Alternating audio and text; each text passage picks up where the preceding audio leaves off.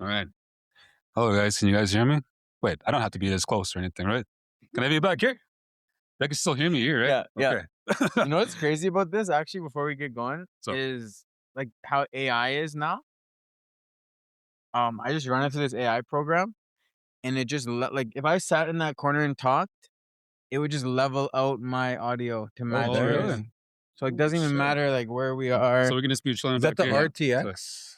I use Riverside, Okay. uh, but it's nuts because I don't have to edit nothing.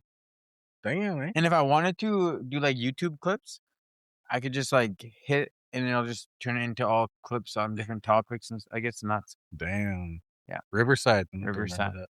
But all right, Telling us your Riverside. secrets. yeah, yeah. Well, I mean, have them. You know, like, yeah.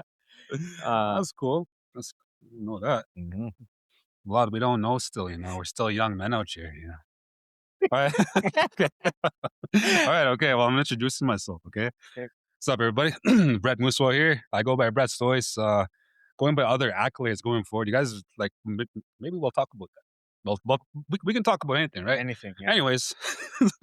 Okay, sorry. You want me to go? So, yeah, no, okay. So my name is Brett Mooswa. I am a content creator. That's how I got my start. And content creation literally took me to become an actor. I started modeling. I started doing like a whole bunch of stuff when it comes to entrepreneurial stuff. Like I started doing stuff exactly like this. Started making clothes with this guy. 2021 was when I met him, but we're not here to talk about him yet. Okay, but so I started this back in like 2020. I started doing content creation back in 2020, and ever since then, it just started taking off. So I just been my mission when it comes to this kind of stuff is just to spread realness, like just being yourself everywhere that you go, regardless of who you're with or the event that you're with, right? Like just being yourself in every place you can be, right? Because people need authenticity, and sometimes it's the other way around. But I'm getting off topic here. But I've been doing this now for I want to say like almost 6 years when it came to content creation, and then modeling is something I just started getting into recently. Like I want to say a year and a half ago. Year and a half ago, I started doing that, and before that, like uh, my first time as an actor was actually on a show called The Curse.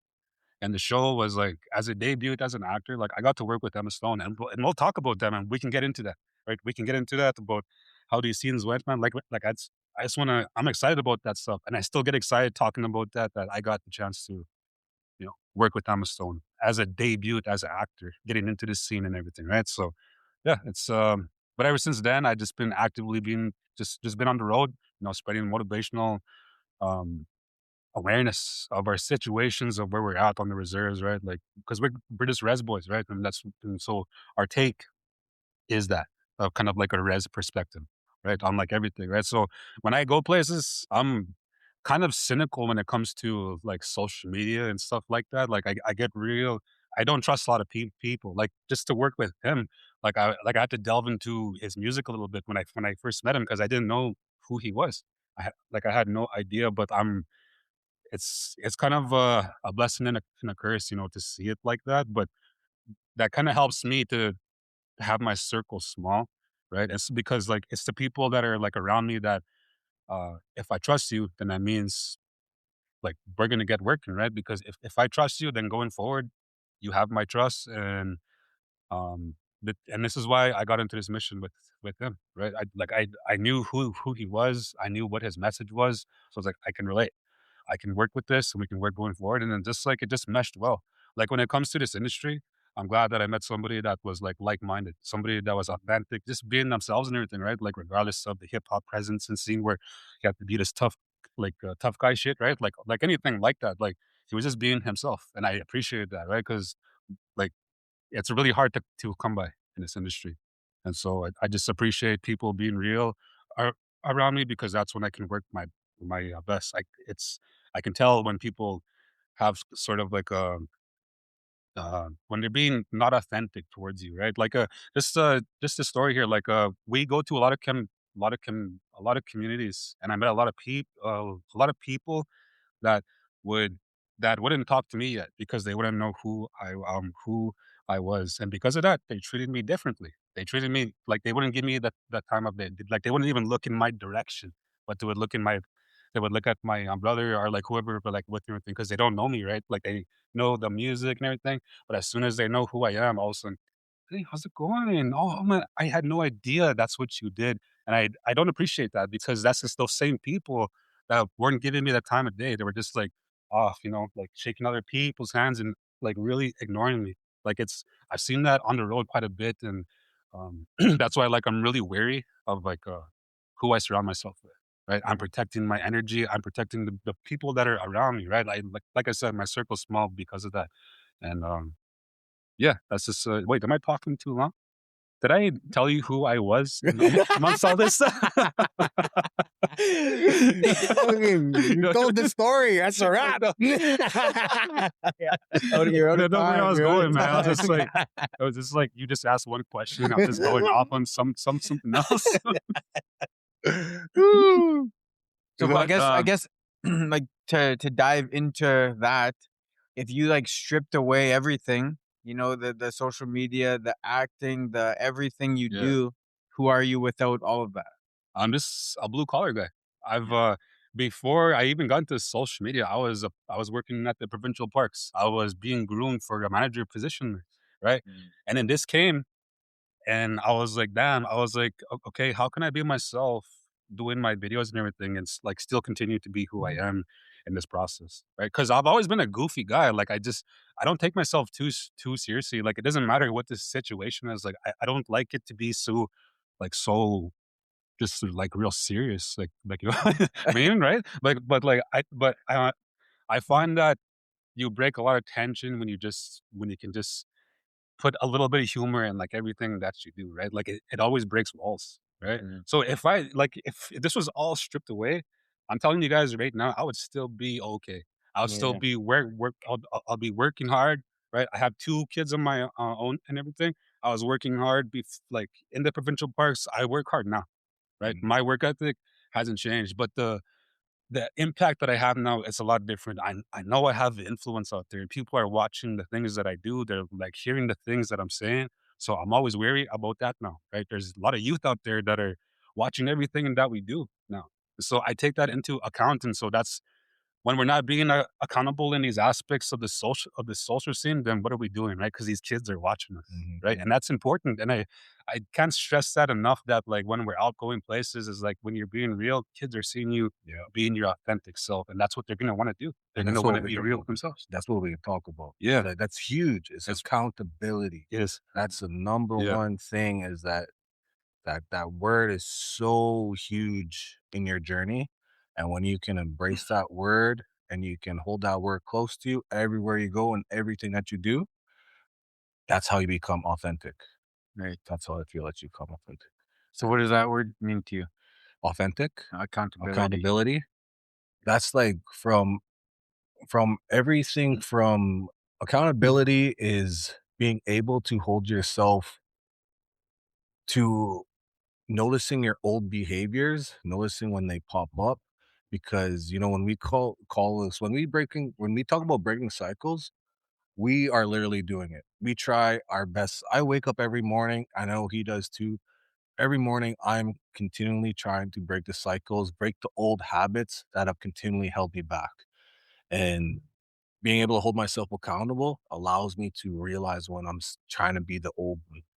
And it allows me to say, allows me to check myself. Hey, look what you're doing. We don't do that. We don't do that no more. And it comes a lot of way. As I used to be a very angry, very just lashful. I used to reactive. There you go. That's who I used to be, reactive. And and it did nothing but bad for me.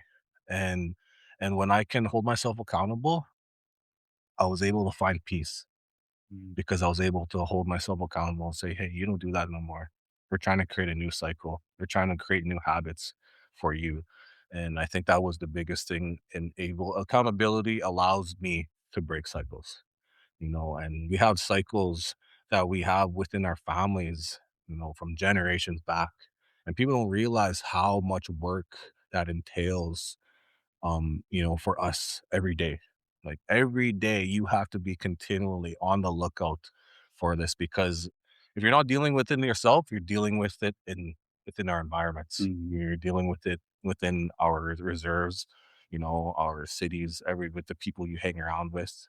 And it gets very hard. So if I can continually hold myself accountable, it still allows me to be in that environment, in that setting, knowing that, okay, okay, this person is almost too. So if I see a younger youth and say, that was exactly like me, I was like that kid, when I was younger, it allows me to, be able to approach them in a way, when I'm trying to give him advice, or, even mentor him in a way.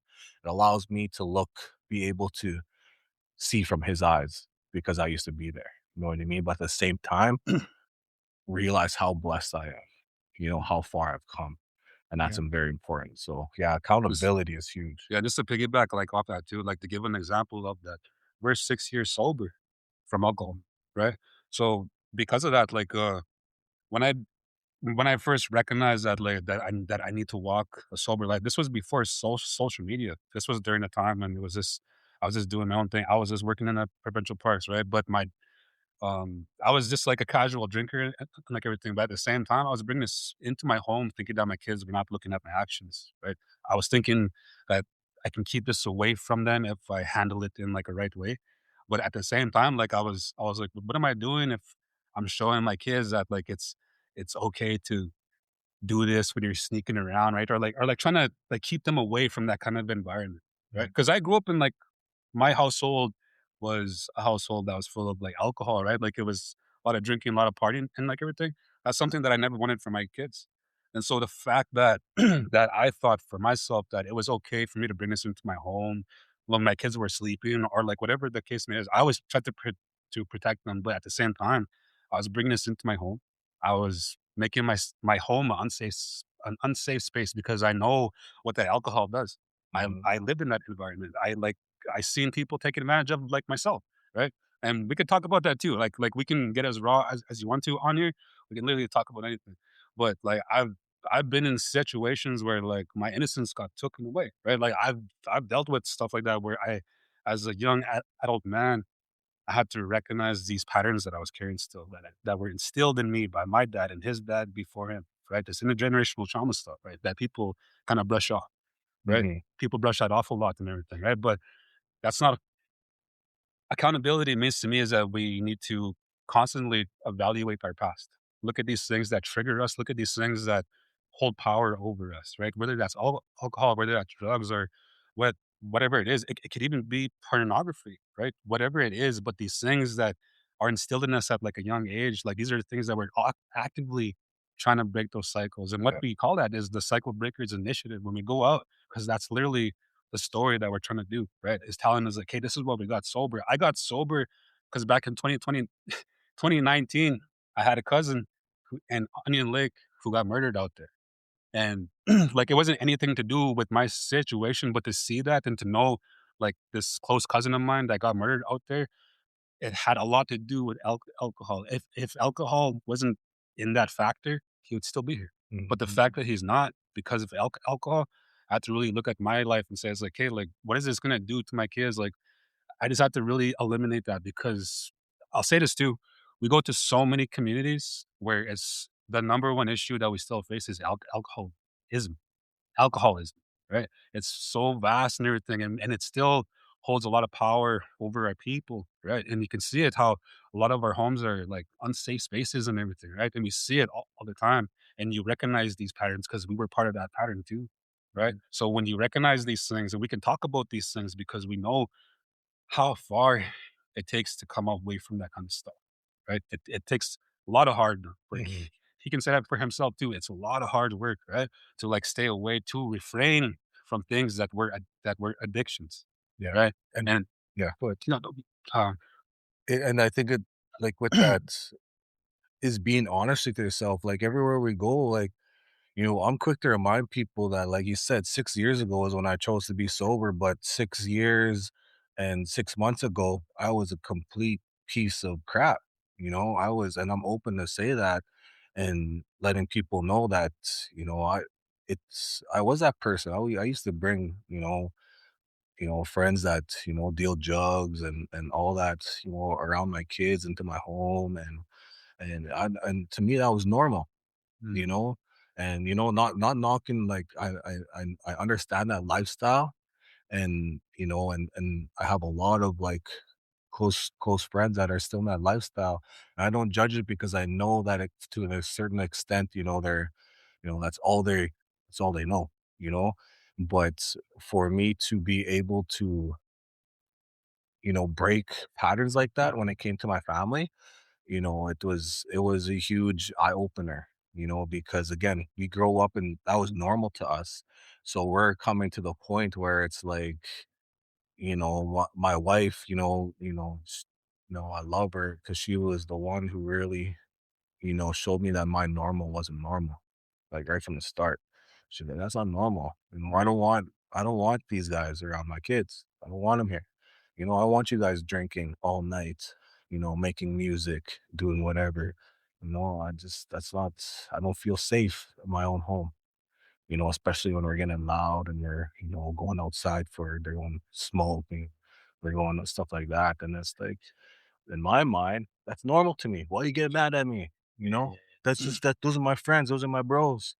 Quit talking about my friends like that. That was my mentality back then.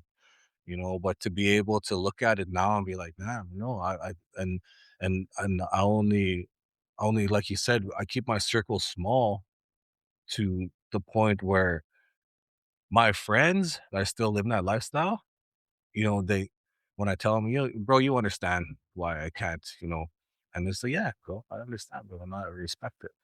And those are still the people I keep close because at the same time, they're still respecting my life choices and the way that I live my life and the way that I raise my family. So it's always, it's really an eye opener when you can really look back on your past, but at the same time be able to let our youth know, let our young adults know, yes, I'm here now, but literally just a little over 6 years ago, I was at rock bottom, Yeah.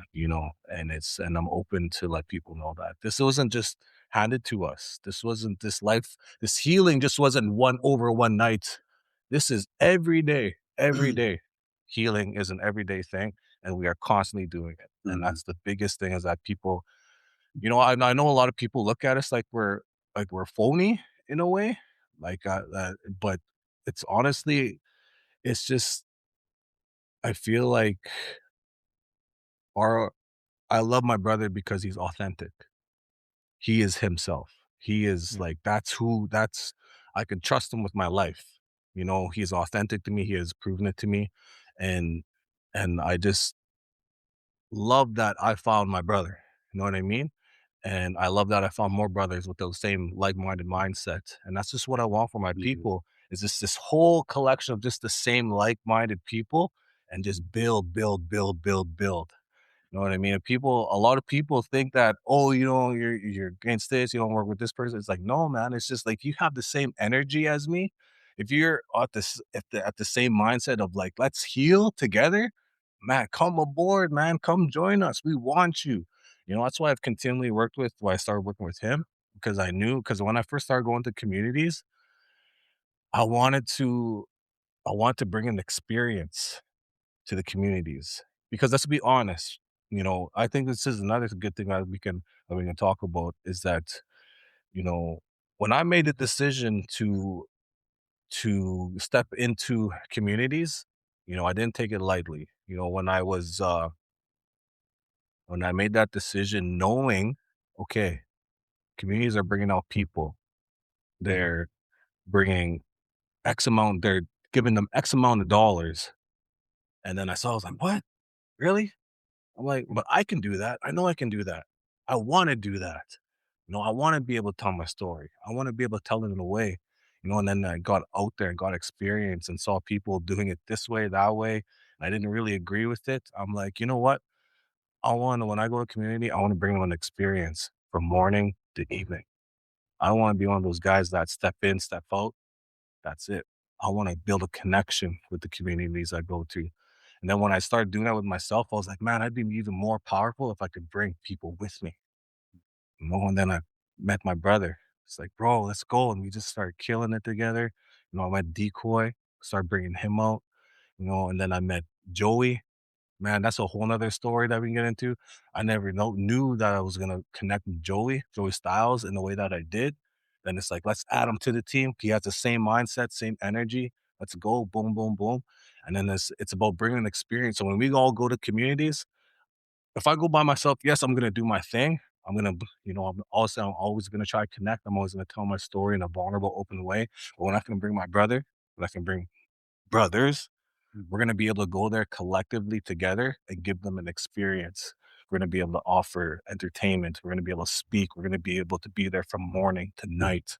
I'm proud to say that sometimes we're the first ones there and the last ones to leave at events, because that's the mindset that I've always had. And I think just like he was talking about that work ethic, myself too, man. I was a drywall taper for down near 15 years before I did any of this. I was a damn hard worker. And it was just about transferring that work ethic that we have in that into what we do now. And it's just about, put let's when we are somewhere, it's like, let's give it our all. Yeah. So we can give an experience. And but again, walking into communities, being authentic, letting them know that, you know, we're okay to come up to, some people. Yeah. Like, Yeah. This is the thing too, because I want to talk about this too, is that when we go places and we share our story, people are gonna get affected by it. People will feel like inside of themselves, they'll get a trigger, and then they'll start to feel all these emotions that they were holding in and everything, right? And then when we go interact with the community, and we get a bunch of youth coming up to us, and they're telling us their stories, they're telling us like, "Hey, I'm going through that right now," and these words haven't been heard by anybody in their community, but they feel safe enough to come and tell us. mm, And I love that. Like I absolutely love that. But like I wish that would not wish. I'm hoping, and I know that we're gonna get to a point where our communities are gonna be looking at their youth and like hearing them, like actually listening to them and everything, right? Because I'll even say this too. Like I remember we were at a place here, and there was organizers there that were really not about their job. They were just like there for the paycheck and everything, and we can see it, and they were visually saying it to us like that and everything. And because of that, you can see that the investment that they were putting into the youth wasn't really there, right? It was more so this and everything, right? So that's not them listening to their stories. That's just them fulfilling the requirements of the job that they have, right? So when you're in a position where you're dealing with people all the time, you need to have a heart for it too, mm, right? I didn't realize that when I was coming into this like this. My whole career started off just from this little phone Right. with everything. Everything that I do started just because of this. And it's because of that where like I started to recognize that like this is a job. Right? I used to think of it like if it was just like something just to pass time when I used to make videos or everything like that. I used to think it was just for something just to make somebody laugh, make somebody smile. That's what I did it for, right? To bring that kind of healing, right? But then the more I started to dive into all of this kind of stuff, and I'll even say this too, is that my healing when it came to, I used to have a speech impediment. I used to stutter lots, right? So I used to stutter like 24/7. But then like back in 2020, when people started asking me, Brett, we like what we see in your content creation. Can we bring you to our community and just share your story? That used to be. Can we swear a little bit? Yeah. I used to be like, man, Yeah. that I was like, that used to be fucking scary, man. Not that one. No, sorry, I used to I'm be just kidding. Where's the You're swear jar? supposed I'll to put be $5 healed, in there. man. You're supposed to be healed. No, um, but yeah, it used to be so scary for me because speaking it was non-existent for me to tell my story, right? Like I didn't grow up thinking anybody would even hear what I had to say. Like I thought like, if I'm being honest, I thought I was worthless. I thought I was, like, devalued. I didn't think I was a person. I mhm, just thought I was just drifting in this world, right? And because of that, I didn't love myself. And because I didn't love myself, I was actively trying to destroy myself. yeah. Through alcohol, through suicide, like, anything that I was trying to get my hands on, I just didn't wanna be this person, Mhm, as I didn't even know who this person was. And so once I started to really put myself out there, especially as like a young adult and everything, yes, my work ethic was good. I've always worked since my kids were like born. I've always like actively searched for jobs, trying just to work anywhere else Just like anywhere that would try to hire me. Like I used to work security. I used to work in a whole bunch of aspects of like No excuses. work, man. No excuses. No You gotta excuses, feed man. your family. Yeah. Do what you gotta do, man. And so Always. yeah, so that's exactly what I was trying to do. And once people started to ask me to come out to these places, I knew that this was going to be the challenge. It's like, hey, my name is without stuttering, right? Because it was so common. But this journey that I'm on, it's actually healing me to the point where I can go out there and tell my story. Now, when I go places now, I'm not talking from a place of hurt or like a victim mentality. I'm talking from a place of power now because I know who I am. Right? I know where I come from. I know who I know who my people are. Right. And so because of that, when I go places now and like when I'm looking at like hundreds of people in like the seats and everything, like I see family. Right. And that helps me tell my story better because I don't see people as strangers anymore. Like I see them as like, hey, these are people that I can love on and they can love on me too, right? So wherever I go, and it's even true with him, we share our stories to the best of our ability, whether it's talking about our traumas and pain or just like the highlights of our careers too, right? But our stories do come with that pain. Our stories do come with that trauma because that's just part of our story. And we're That's part of open our journey, about and we're open about it. There you go. Yeah, and so because of that, I think that's where I don't want to say we separate from anybody else, but like that's where I know that where me and my brother and Joey and like Decoy too, like we all work in this aspect where we're we're here and we're just like being ourselves and everything, right? And so and it made it so much easier to the fact that I had brothers out there that were doing that same mission. If I didn't have any brothers out there, I don't even know if I'd be doing this, right? He started doing this and I was just getting into this thing. I keep forgetting that these guys are hip hop artists and like this guy was popping out here like back in 2010 and 2011s. They've been doing this for a long time. I just started doing this like back in like like I'm the same age as Drake. Seriously. Same age as Drake.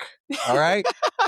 It's okay. It's never too late. Let you guys Google it. This is a cool thing that I want to recognize too, is that Creator has a hand in everything, especially when you're praying, because this wouldn't have happened. We got sober the same month, 6 years ago, man. The same month. Like, how does that happen? Where you can meet a brother out there that got sober at that same time, where it's like, damn, bro, you're doing the same thing. You're on that same path, and then that's where that fire got ignited because I seen that like growth aspect. And we've just been constantly growing, man. And like, I never thought that I would even find a brother out there where that I can just like truly just like just do everything without feeling some type of way about like feeling that I can't trust him. Right. So Competing or something like yeah, that. yeah. But so it's just great, man. Like we're blessed to be on this path that we're on, as hard as it is, because we're always sharing who we are. And that brings out emotions, right? It brings out emotions. So we're like looking back, like I said, it's good for us to look back at the past to know what these triggers are and everything, right? So when we're telling our story, we're constantly pulling back at those strings, right? This is this is the shit that I had to deal with. This is the shit that I had to go through. This is the shit that I'm coming out of and everything. But to stand here as a proud indigenous man that's just like out here trying to make it with brothers that are like standing shoulder to shoulder with, that's a blessing. That's such a blessing. And I'm just like, we're just grateful to be on this like path now, right? So I'll even share this too. I believe it was 2 years ago, but I remember I was going through some crazy shit that like. It depends how much time we have. I won't get too much into it, but like I was going through so much shit and everything where when I was telling my story, I was telling it from a place of hurt. I was telling it from a place of pain only. And I felt like that's what I was giving people only was that pain and that hurt without giving them that like that joy and love and peace that I really needed. Right. Because at this time people were still asking me to come out. People were still asking me, but at that same time I was struggling. I was struggling here. Right. I was struggling in my spirit and I didn't know how to do this. Like my brother can tell you, like there was times where I have to pull myself out. I'm like, bro, I can't be here right now. I have to go somewhere else because I was getting anxiety attacks and panic attacks, all this shit. Right? I was feeling all these emotions because of what was going on in my life. And like I said, I wouldn't have been on that road if it wasn't for them. But I know that the work that we do is good. And regardless of what I was going through, I was still trying to spread that love and trying to spread that joy that I desperately needed for myself. And as a And brother, though, I was still, holding on accountable. Yeah. Letting him realize too, maybe it is time. You got to take some time, and that's what brothers do, though. Yeah. They And then I tell you did the take truth, time. and Yeah. yeah, and they took the Took time time. for a little bit. I took a couple months off the road just to center myself, really get back into the swing of things. And one thing that really changed my perspective, this was like, I want to say like almost 2 years ago, last winter, I would probably say. But I was talking with my mom in the truck and everything, and I was telling her a story that I shared a story when I'm on the road because I feel like it's powerful for our matriarchs to hear. And I was asking my mom, I was like, "Mom, is it okay if I share this story? It's a part of my story because we were both involved in this process and everything." My mom just laughed at me and she was like, "Go ahead, because that's not me anymore." And when she said that to me, something inside of my spirit, something inside of my mind shifted, where I was like, because I know who my mom is and what she's coming out of, right? And so the fact that my mom can say that that's not her anymore, that she's somebody else that we can change for the better, Yeah, that lit something in me where I was like, I need to take this and run with this yeah, and let this fire grow alongside with my brothers and everything. Like here, brother, let's take these torches, bro. Let's run with them. And yeah, then as soon as we're fulfilled with this journey, because this is not going to be forever, then we're going to go for as long as we can. And like, if there's healing out there, we're going to be for that. But we know that the next generation is coming up, right? yeah, So this next generation that's coming up, they're going to run with these torches too, right? yeah, I'm waiting for that day, and man, I'm going to be so grateful when I can just like, here you guys go, run with it, right? Because we're right now we're still knocking down doors. We're yeah. still opening doors in these places. When it comes to acting, when it comes to music, we're still knocking down doors, right? Still, boom, open that up, man. Open this bitch up, man. We're like here, right? We're here now, and sort of the fact that we're able to be in this process where our youth are visually watching us literally set the standard more, more, more. Because we're always growing. We're always working towards something better, something with like music, whatever it is, we're always growing, right? So our people are visual learners, right? We don't like write down and like take notes when like somebody's skinning like a moose, like, all right, just like I gotta take the oof off over there, right? Like nobody's writing down anything, right? Like we're like always watching, right? So I think about that. I was like, if our people are always watching, they're always watching us, Mm, right? In our careers, in our everyday lives, they're always watching everything that we do. So they're picking up these habits that we have. They're picking up these things that we do. So what are we showing them, yeah. right? And so that's where I feel we really gravitate a lot because we want to show them peace. We want to show them love. These things that we didn't grow up with feeling, right? Peace and Now, love. peace and love. And this is something that we can give to our youth now, that this is Yeah. something that our youth can, these torches of love and peace, they can run with this, man. And this is all that we're trying to do is that's the healing of everything that we're trying to do is just to show that the youth that being yourself, uh, loving the outlet that you have is going to take you someplace good, right? Yeah. This outlet that he has with music took him to a place where he didn't even know it can take him.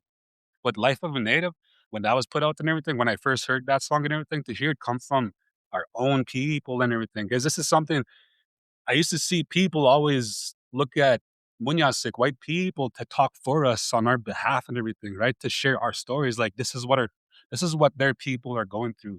But we snatch those mics because we have a voice now. Mhm. And we can say this is what we're going through, but this is who we are. I think that's the Right? most powerful thing too, is showing our kids, our youth, even our adults, that like look, again, chose to heal at 33 years old. I was an adult. I was a man at that point. So it's never too late. And just showing them that to use that voice, your voice is so strong. And I think that's where we can step into communities and tell our stories because everybody's story is so important. Everybody's story deserves to be told. And we try to just tell ours in a way where people feel like, you know what, I want to tell mine too. Especially coming from older indigenous men, being able to be open, being able to be vulnerable, and to show that peace and love is real. Again, remember when I was saying that I lived a life of just being angry all the time, and I was a victim all the time. That victim mentality made me a narcissist. And then, when I was drinking, when I was doing all of that stuff, I was a narcissist to the point where I would weaponize my mental health. I would weaponize my addiction. You don't know what I'm going through. You don't know, I'm gonna go hurt myself, stuff like that. And it gets to the point where when you start realizing those things and you're being able to, accept your past, it's like Brett was saying, and find that peace and love, and you start realizing, again, going back, realizing all of your old behaviors and and how you used to do things. And I was a total narcissist, and I'm open to telling people that alcohol made me a narcissist. I loved to manipulate people to get my way, and It's me. He still does that. we still are I didn't even heal, dude. Why does he keep saying was? No, but for real though, man, like that was a behavior that I had to accept, that that's who I was. I wasn't gonna be able to heal if I did not recognize that. And being able to recognize that I was a narcissist was it allowed me to be a better person, allowed me to be, most importantly, a better partner to my wife, a better father. And because again, it was always poor me, Right. poor me all the time. When I would go out on a binge for 3-4 days and come back and people are mad at me, what am I gonna do? Poor me. You guys don't know why I'm doing this. Look why I'm doing this. Look what I went through. This is why I'm doing this. You guys don't know what I'm going through. You know what? This is why I didn't want to come home, because I know you guys were just going to be like this. Like all of these little things that just add up, and you're just trying to chip away at everybody to feel sorry for you. And that's who I was. And again, that's just not on that aspect, but it transfers to everything from being, a partner. I was not a good partner to any of my past. As I was a cheater, I was a manipulator, I was all of that. So being able to recognize that allows me to be a better partner to my wife, to break that cycle of that old behavior, because that's definitely not going to benefit our relationship. So, again, just recognizing old patterns like that would be allowing people to see that, holy man, this guy's opening up. These both of them are opening up in a way. Like it makes me want to, that's what I'm going through. You know what I mean? It makes me want to talk about it. Because that's the biggest thing at the end of the day. If you're not talking about what you're going through in some aspects, if you don't have somebody to talk to, you're not releasing it. We're holding all of that in, it just boils in, just keeps turning. And before you know it, you're just carrying a weight on you, and you need to actively release that. Just like you was talking about outlets, we're huge on that. We're huge on telling, our people to find your outlet. Yours is, what you do, boxing, or like even your shop here, the entrepreneurial aspect, that was an outlet for me too. And just all these little outlets allowed me to start releasing all my emotion. And I really emphasize that we have to release almost daily. Find our outlet and release daily. Because if we're doing our outlets once out of the month, you have a month's worth of buildup that you're releasing, you know what I mean? Very true. And but if you can do it daily, find something that works for you. We love going to the gym. I turned a negative into a positive this month. It's definitely tested in January, in the beginning of the year. Definitely tested, but I held my own. I know Creator was like, I'm gonna test you right now. I want to see how you're gonna react. And honestly, I felt like I passed with flying colors. I was like, Yeah. Creator, all right, I can do this. I'm gonna get through this. And I turned that negative into a positive. And I went to the gym. The gym was a huge part of that. Being able to go in there and just tap in. That's what I love calling it, tapping into your power. Being able to turn anger into motivation, hatred into love. I have that ability now, and it's beautiful, and allowed me to just start transforming. I'm going to transform this year. Like I said, I reached out to you, yo, bro, I want to start doing some boxing. You know what I mean? Yeah. I want to start doing jujitsu. I lost 20 pounds in January. I plan on losing 75 this year. But at the same time, I wanna get active. Just started jujitsu with my daughter, which is awesome. Me and her, we're just starting to get into that. She was already in boxing, so we're probably gonna join boxing together in Meadow Lake as well. But that's why it was like wanted you to come out and Demers boxing. yeah, Demir's, yeah. Demers. Yeah. So she was already in that. So it's just little things like that, being able to take a negative, all that negative energy that that people were trying to send my way, I was like, bring it, I want it, give it to me, man. And then at the end of the day, I'm like, thank you for that, because I needed that reminder. You know what I mean? But that's that ability that we can show our people. You know, that's the thing.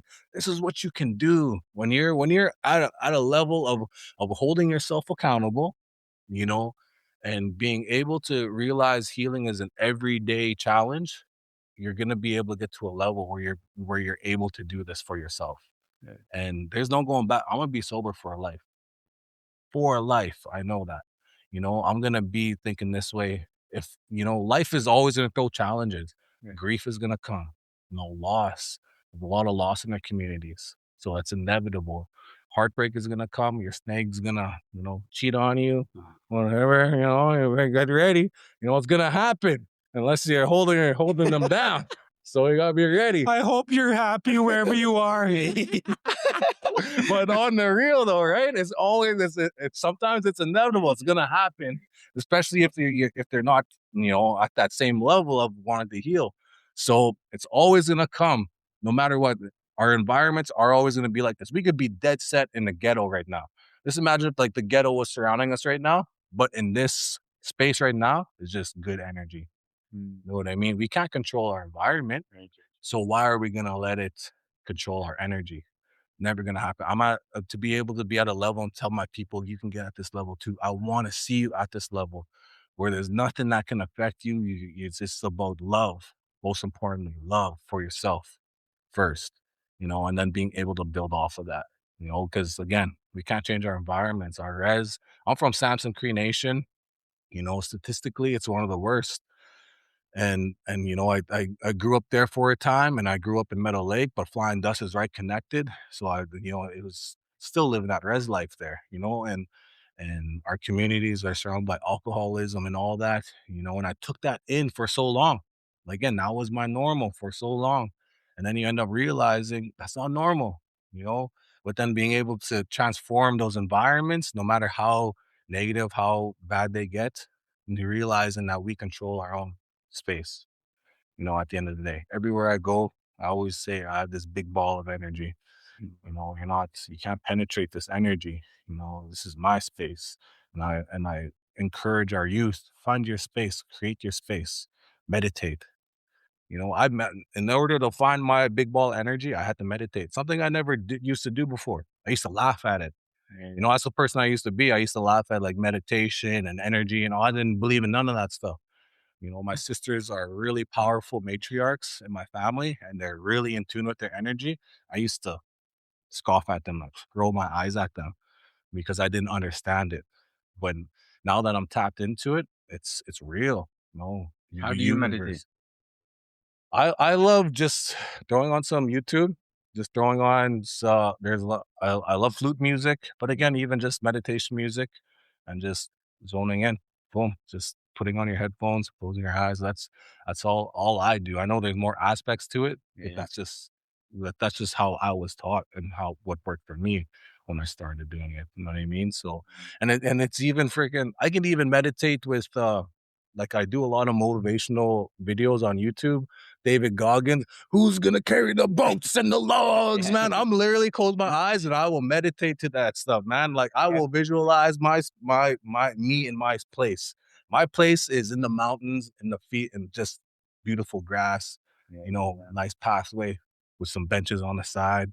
You know, you walk and you stop at your bench, you sit down, you just admire.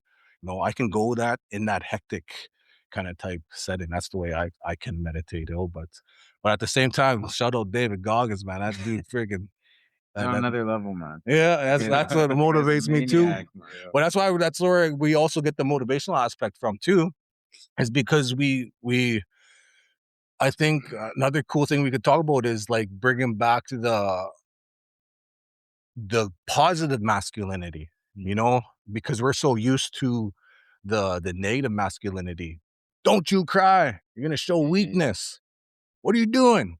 Don't be a little know what I mean? That's like, okay, I gotta cry right now. Even though Try I to hold want it in. Yeah, just hold it in, hold everything in. That's what almost literally destroyed me, man. Yeah. Holding in everything.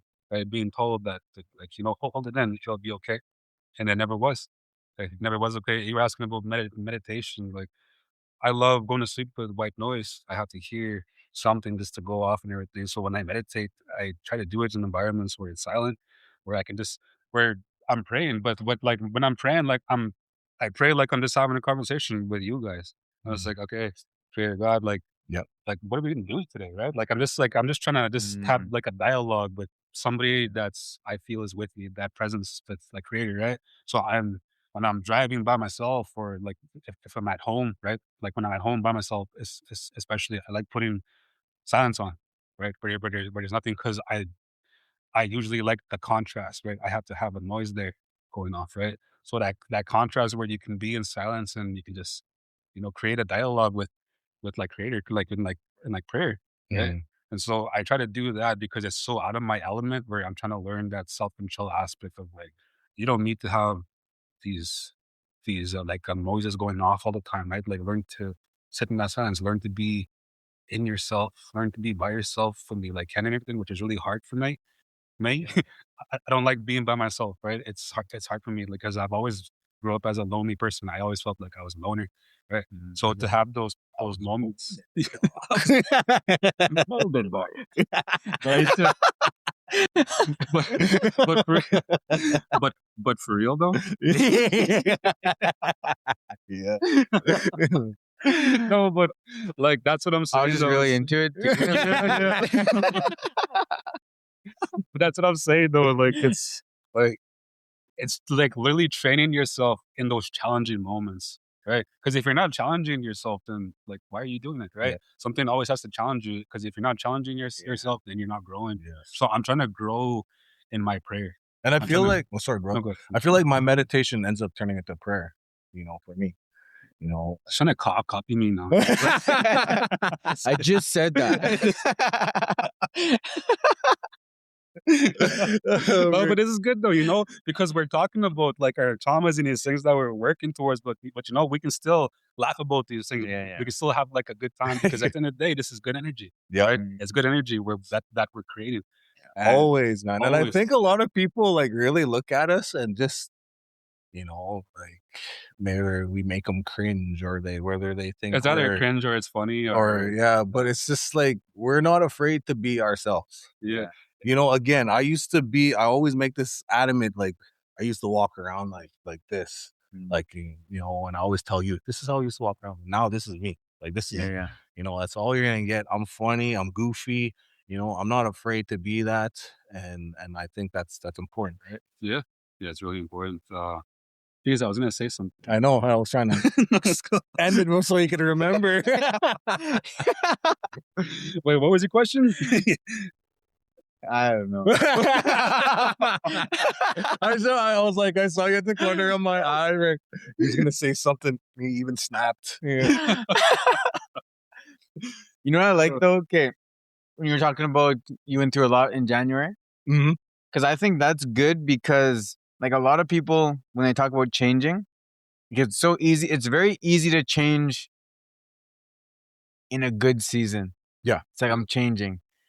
But it's like when you have a tough season, that's when you find out if you changed or not. Yeah. Or if you're still the same person, right? Or if you're still the same person. Yeah. Right? That's when it comes back out. That's when those traumas, a little kid pops his head back out and all of a sudden you're yelling for no reason again, And then when that season's over, you're like, okay, I didn't change as much as I thought I did, and now you can go back to work, you can go back to working on those things. Mm-hmm. And then when you have a bad season again, maybe it's not as bad as last time. And then you can go back but self-awareness is hard, man. Because like sometimes you need that group of people. Because I need a group of people. Like I'm not good at self-awareness. I'm like, I said this before. I move on quickly and I forgive myself easily. I'm just like, all right, that's a hard thing to do. But I need people to be like, okay, you need to like look at what you did there. Mm-hmm. Whereas like I'll just like I'm like, all right, it happened, let's keep going. Which is like a good thing, but then I feel like I don't stop and be like I need to self-reflect on that. So I just like move on and I move on. I feel like that's like really important when you affected somebody's life in that process, right? But if it's something that really affected you, like to forgive yourself and move on, that's something that's hard for anybody, even for myself, right? To, but if it involves people that are around you, if you're actively hurting people around you and you Right. forgive yourself and you try to move on while these people are still affected around you, then that's when I feel like you need to reflect on Yeah. what you're like doing every day because you're affecting people that are like around you. But if it's yourself, forgive yourself and move on. Yeah, Right. I think But that's huge too. Yeah. yeah, So you got like pros and cons of it, but at the same time, you still have. I'm sure you had times where it benefited you.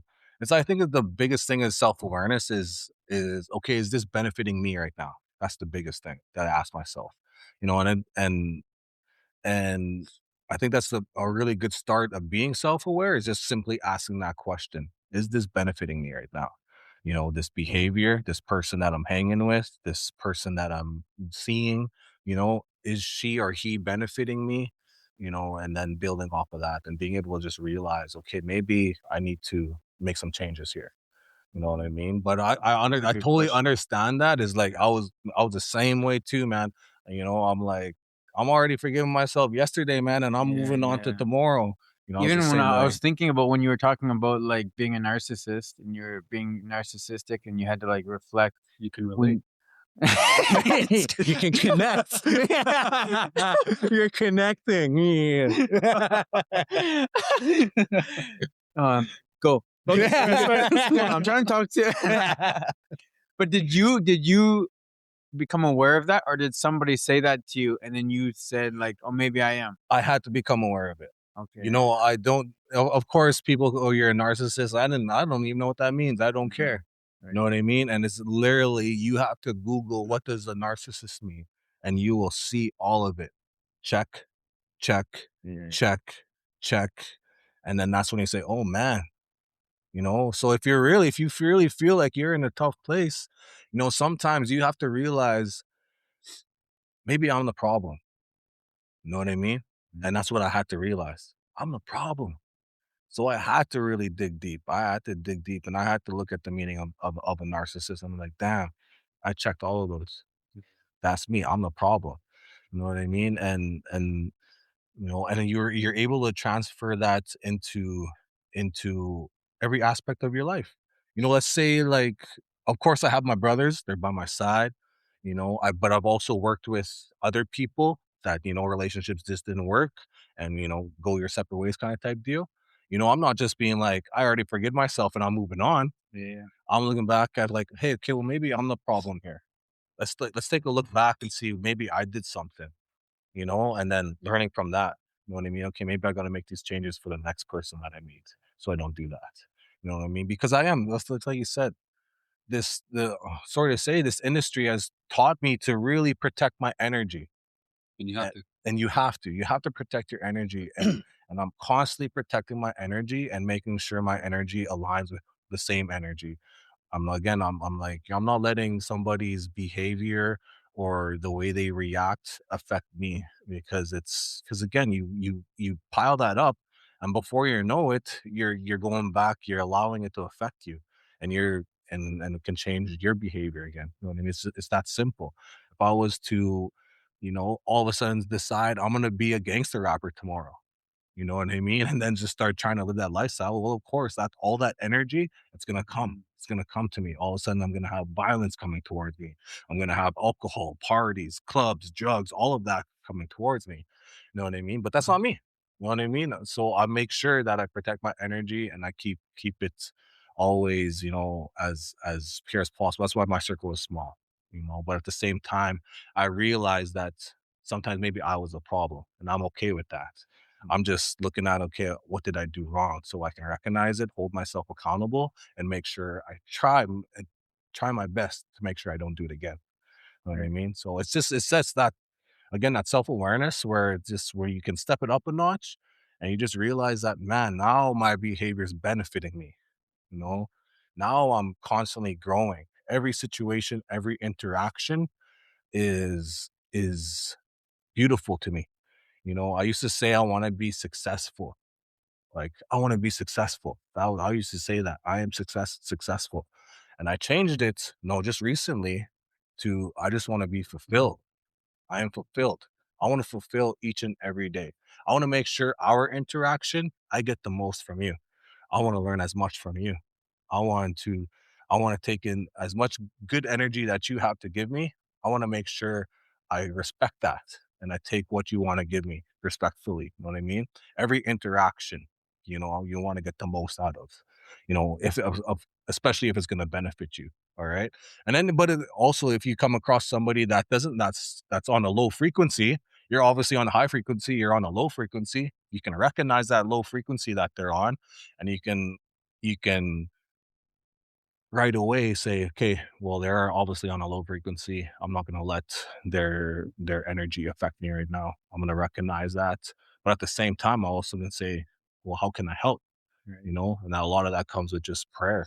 And a lot of people like I don't know, it's crazy is that, a lot of people just recently made fun of my prayers, you know, and and in ceremony, I'm a ceremonial man. That's I grew up Christian, and I just found my culture, found my ceremony, not too long ago.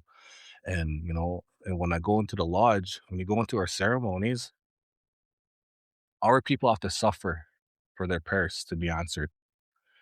Every day in our reserves, people are sweating, they're praying for our people, but they have to suffer for those prayers to even be sent out, you know, and for people to mock our prayers, man, now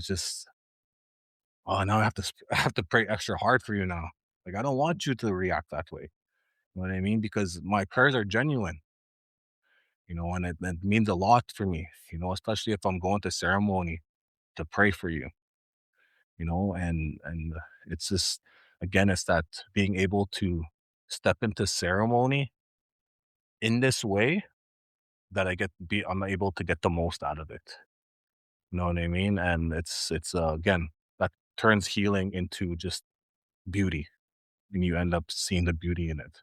Because of course, if I went into ceremony my old self, who knows? Maybe I would have went in there with the mentality of like, oh, I want it hotter so I can show you guys that I can handle the heat.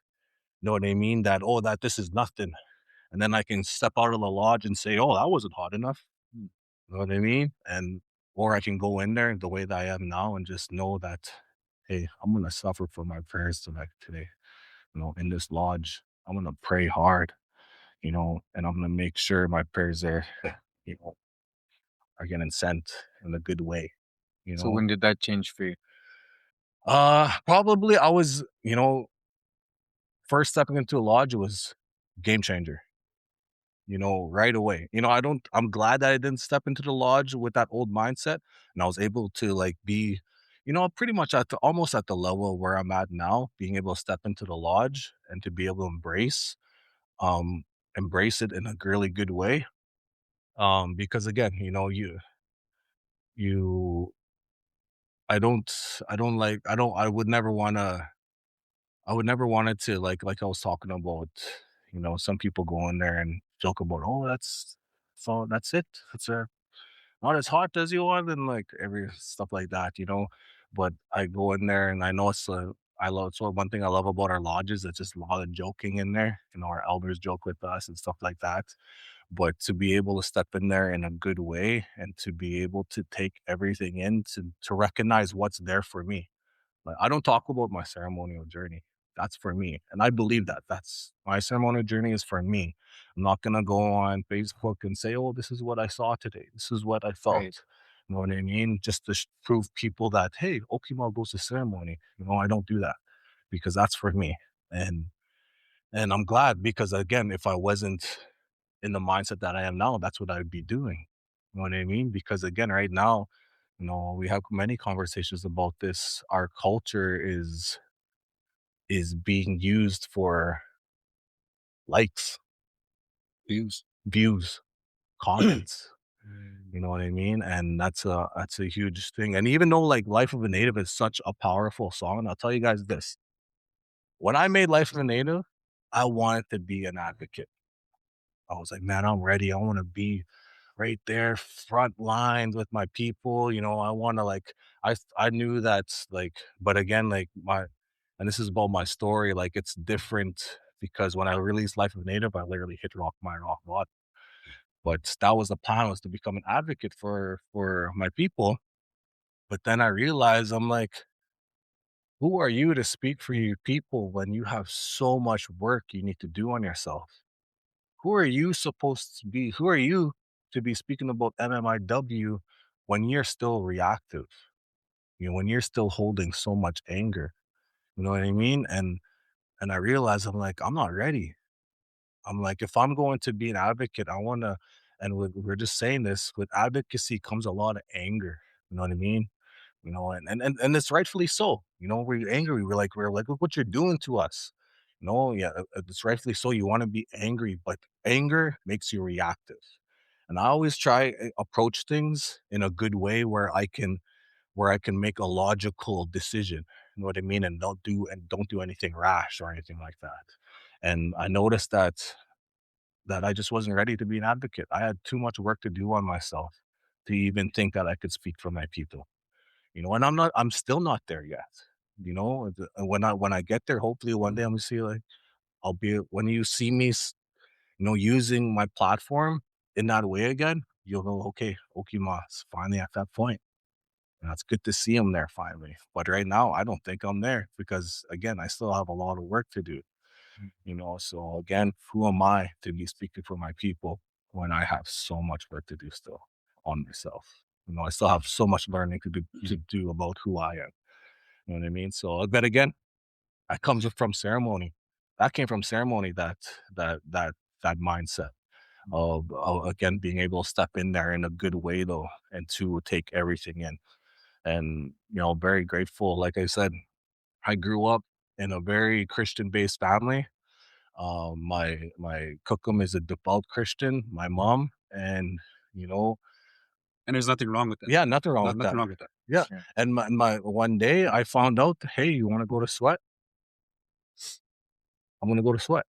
Do you hold both? I hold both. Yeah. I hold both. And in the way that I look at it now, the Lord Jesus is close to me. I take him as a spirit guide. He's guided me to this point because I really feel that I wouldn't be here without God, Jesus, creator and Jesus in that aspect, because that's what I had in those moments. When I was at my lowest point, I know my mom's prayers are what got me through it. If it wasn't for those prayers, who knows where I would be? Because there's so many instances, so many like things that happened in my life where I shouldn't even be here. But for some reason, I'm here still. And I really feel that it was because of my mom's prayers. She prayed hard for her boy. And so I hold that still close to me. So it's like a balance in that, and that's okay. Yeah. Yeah, it's okay. That's okay. That's what works for me. We're definitely not going to be going to communities and say, you should be doing it this way, doing it that Yeah. way. Right. We're just like, no, you're going to hear all aspects from different point of views, but take what you need Yeah. and use what's going to work for you. You know what I mean? And that's the beauty again of being how accountable and being self-aware. This is something I feel like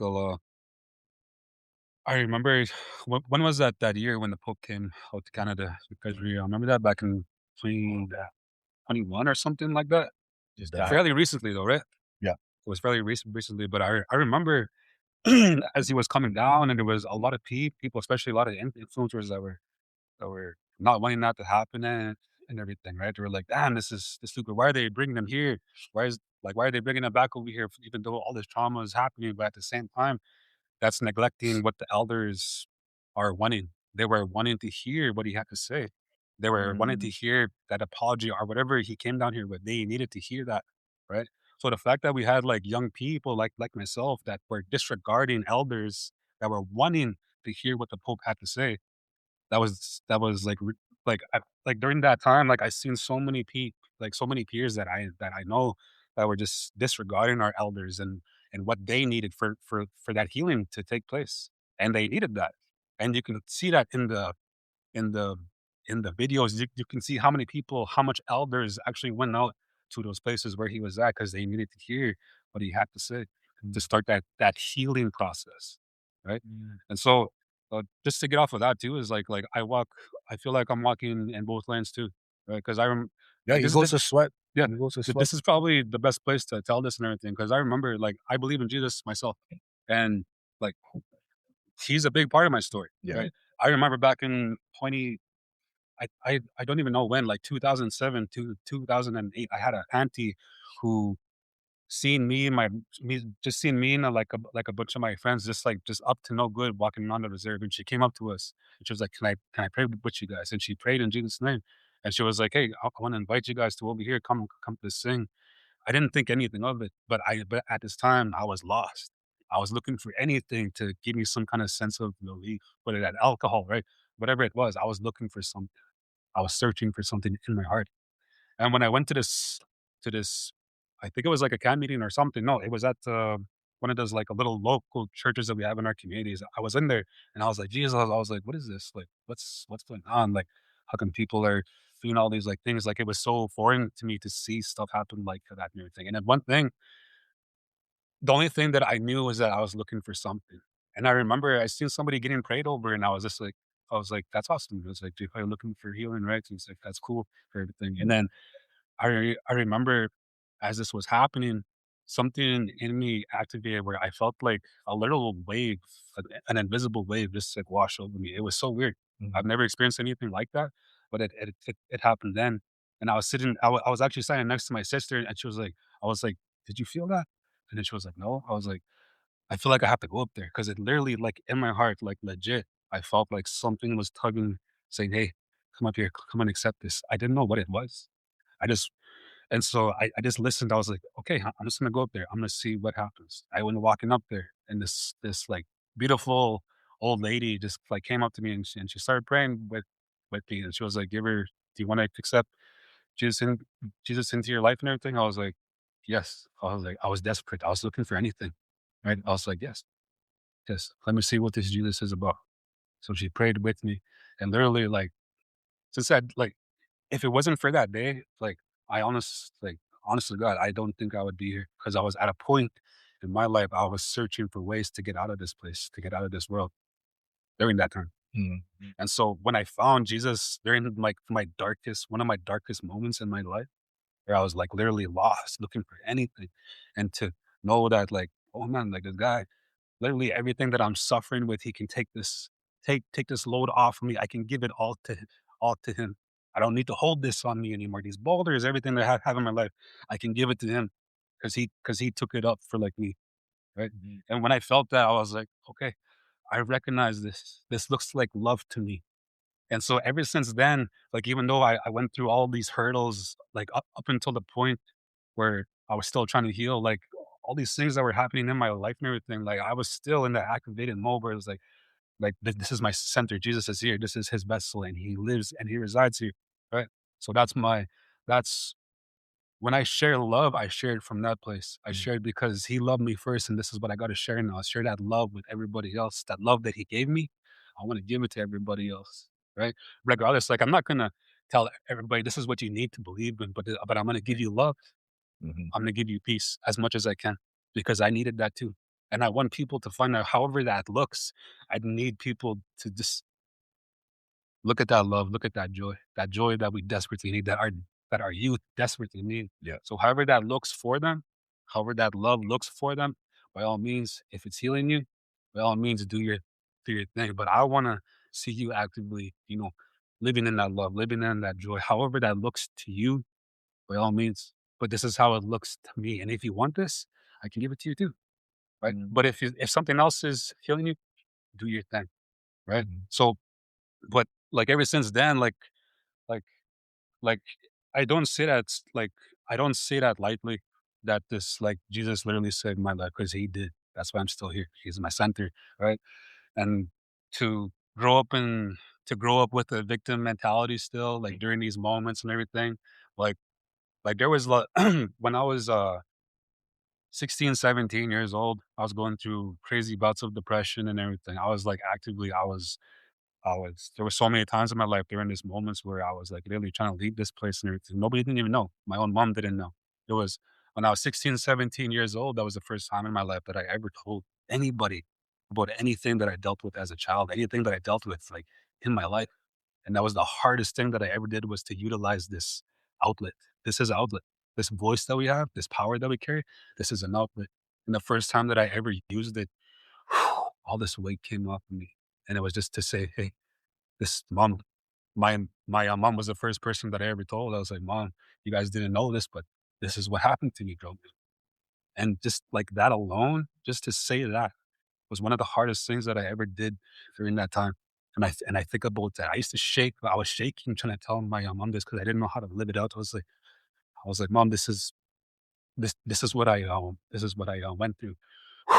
And then that just this sense of relief came on me when I first told the first person. But I didn't even know that that's what healing was. I was like, Mhm. it felt good, but I didn't even realize like that's what it that like just saying that alone was a healing process.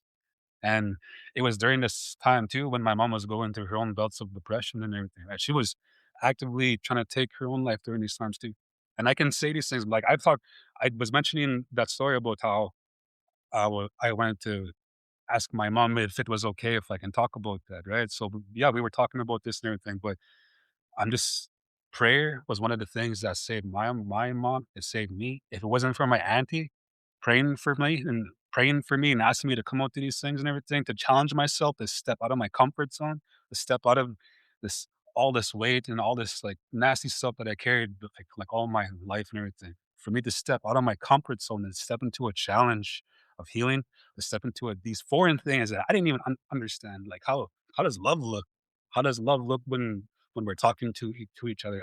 I don't know, and I didn't know then, but I was searching that, and when I seen it, when I felt it, when I was in that presence and everything, I felt it. I felt that love, and it just carried that with me. And so everything that we do comes from that place of love, Mm. and And that's just literally all that like I want to try to give out and everything because I don't want our youth to be where I was. Like even him too. We don't want our youth to be where we were. I don't want our youth to feel like nobody loves them. I don't want our youth to feel worthless. I don't want our youth to feel like they don't have value. All these things I used to feel on my own because I wasn't sharing with anybody. I wasn't talking about it. I didn't know how. I used to stutter. People wouldn't people would never come up to me and say, Brett, tell us your story. And they'll just be like, oh, he's stuttering. Remix, right? Like all that kind of stuff. And people used to tease me. People used to bully me because I used to stutter. And so mm, because of that, I zipped up, held everything in. What did I almost do? Almost took my own life many times.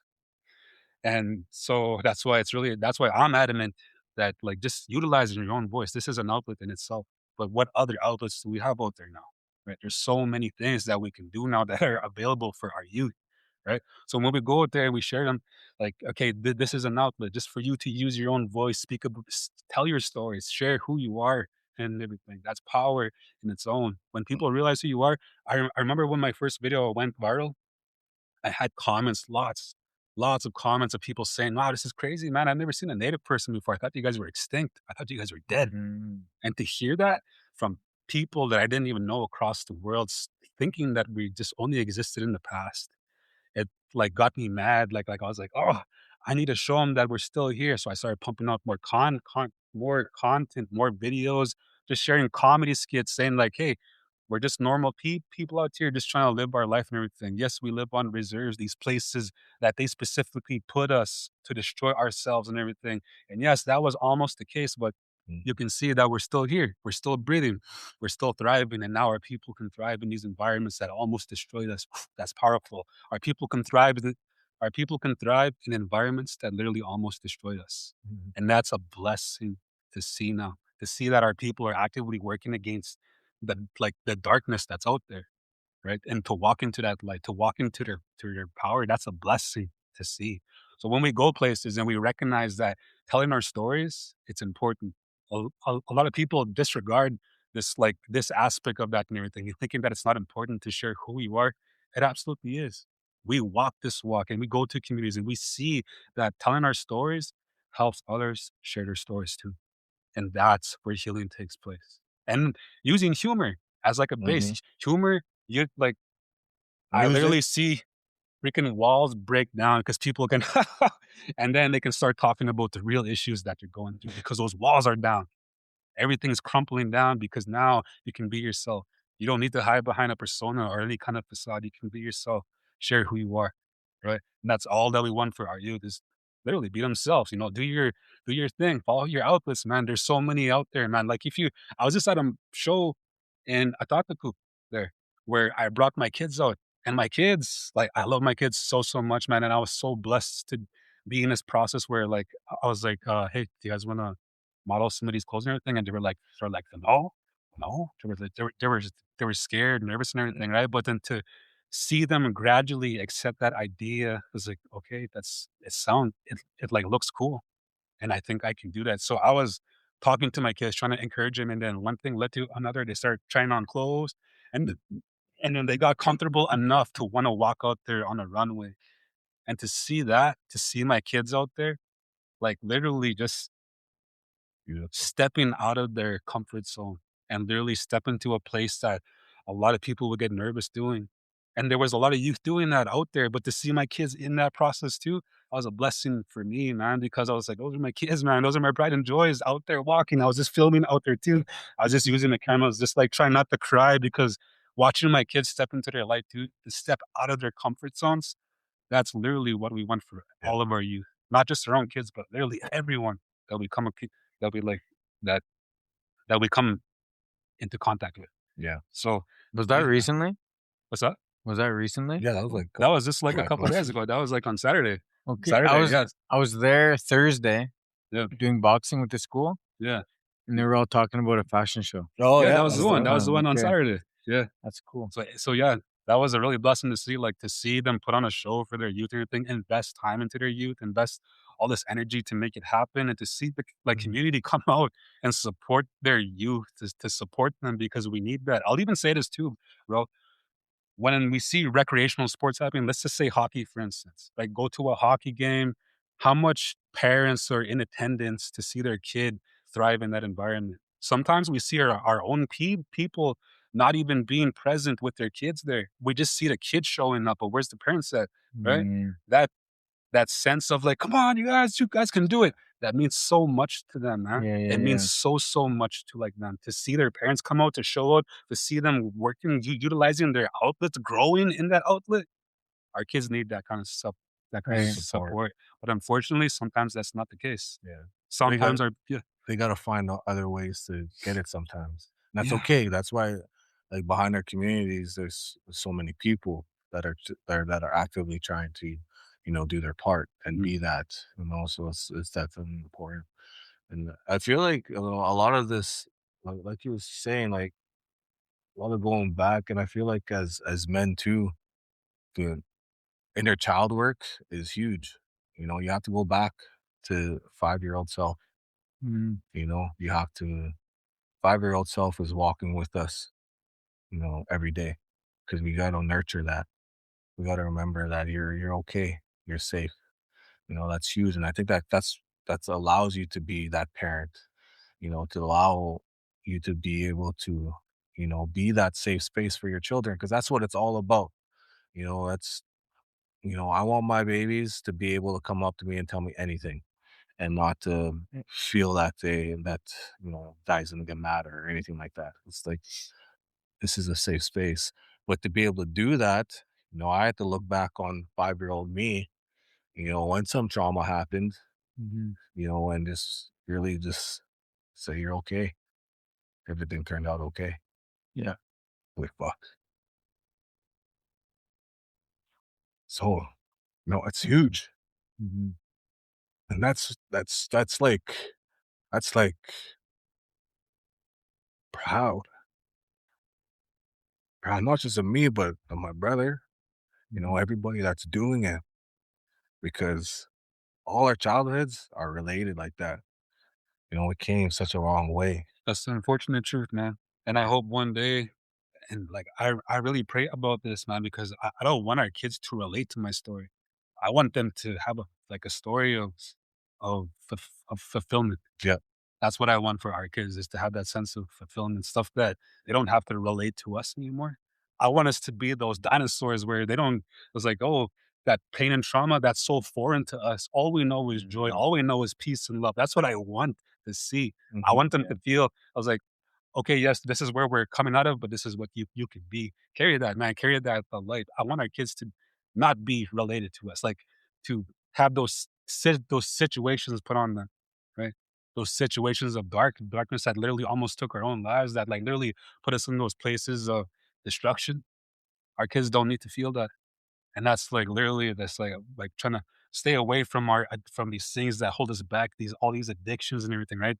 Staying clear from all that and just like showing our kids that like as hard as it is, you can still walk the walk, right? Just like do your thing out there, right? And that's why I always say, man, healing is an everyday thing. Everyday thing, you know? Every day, man, you Yeah. gotta like you gotta be like, how am I gonna heal today?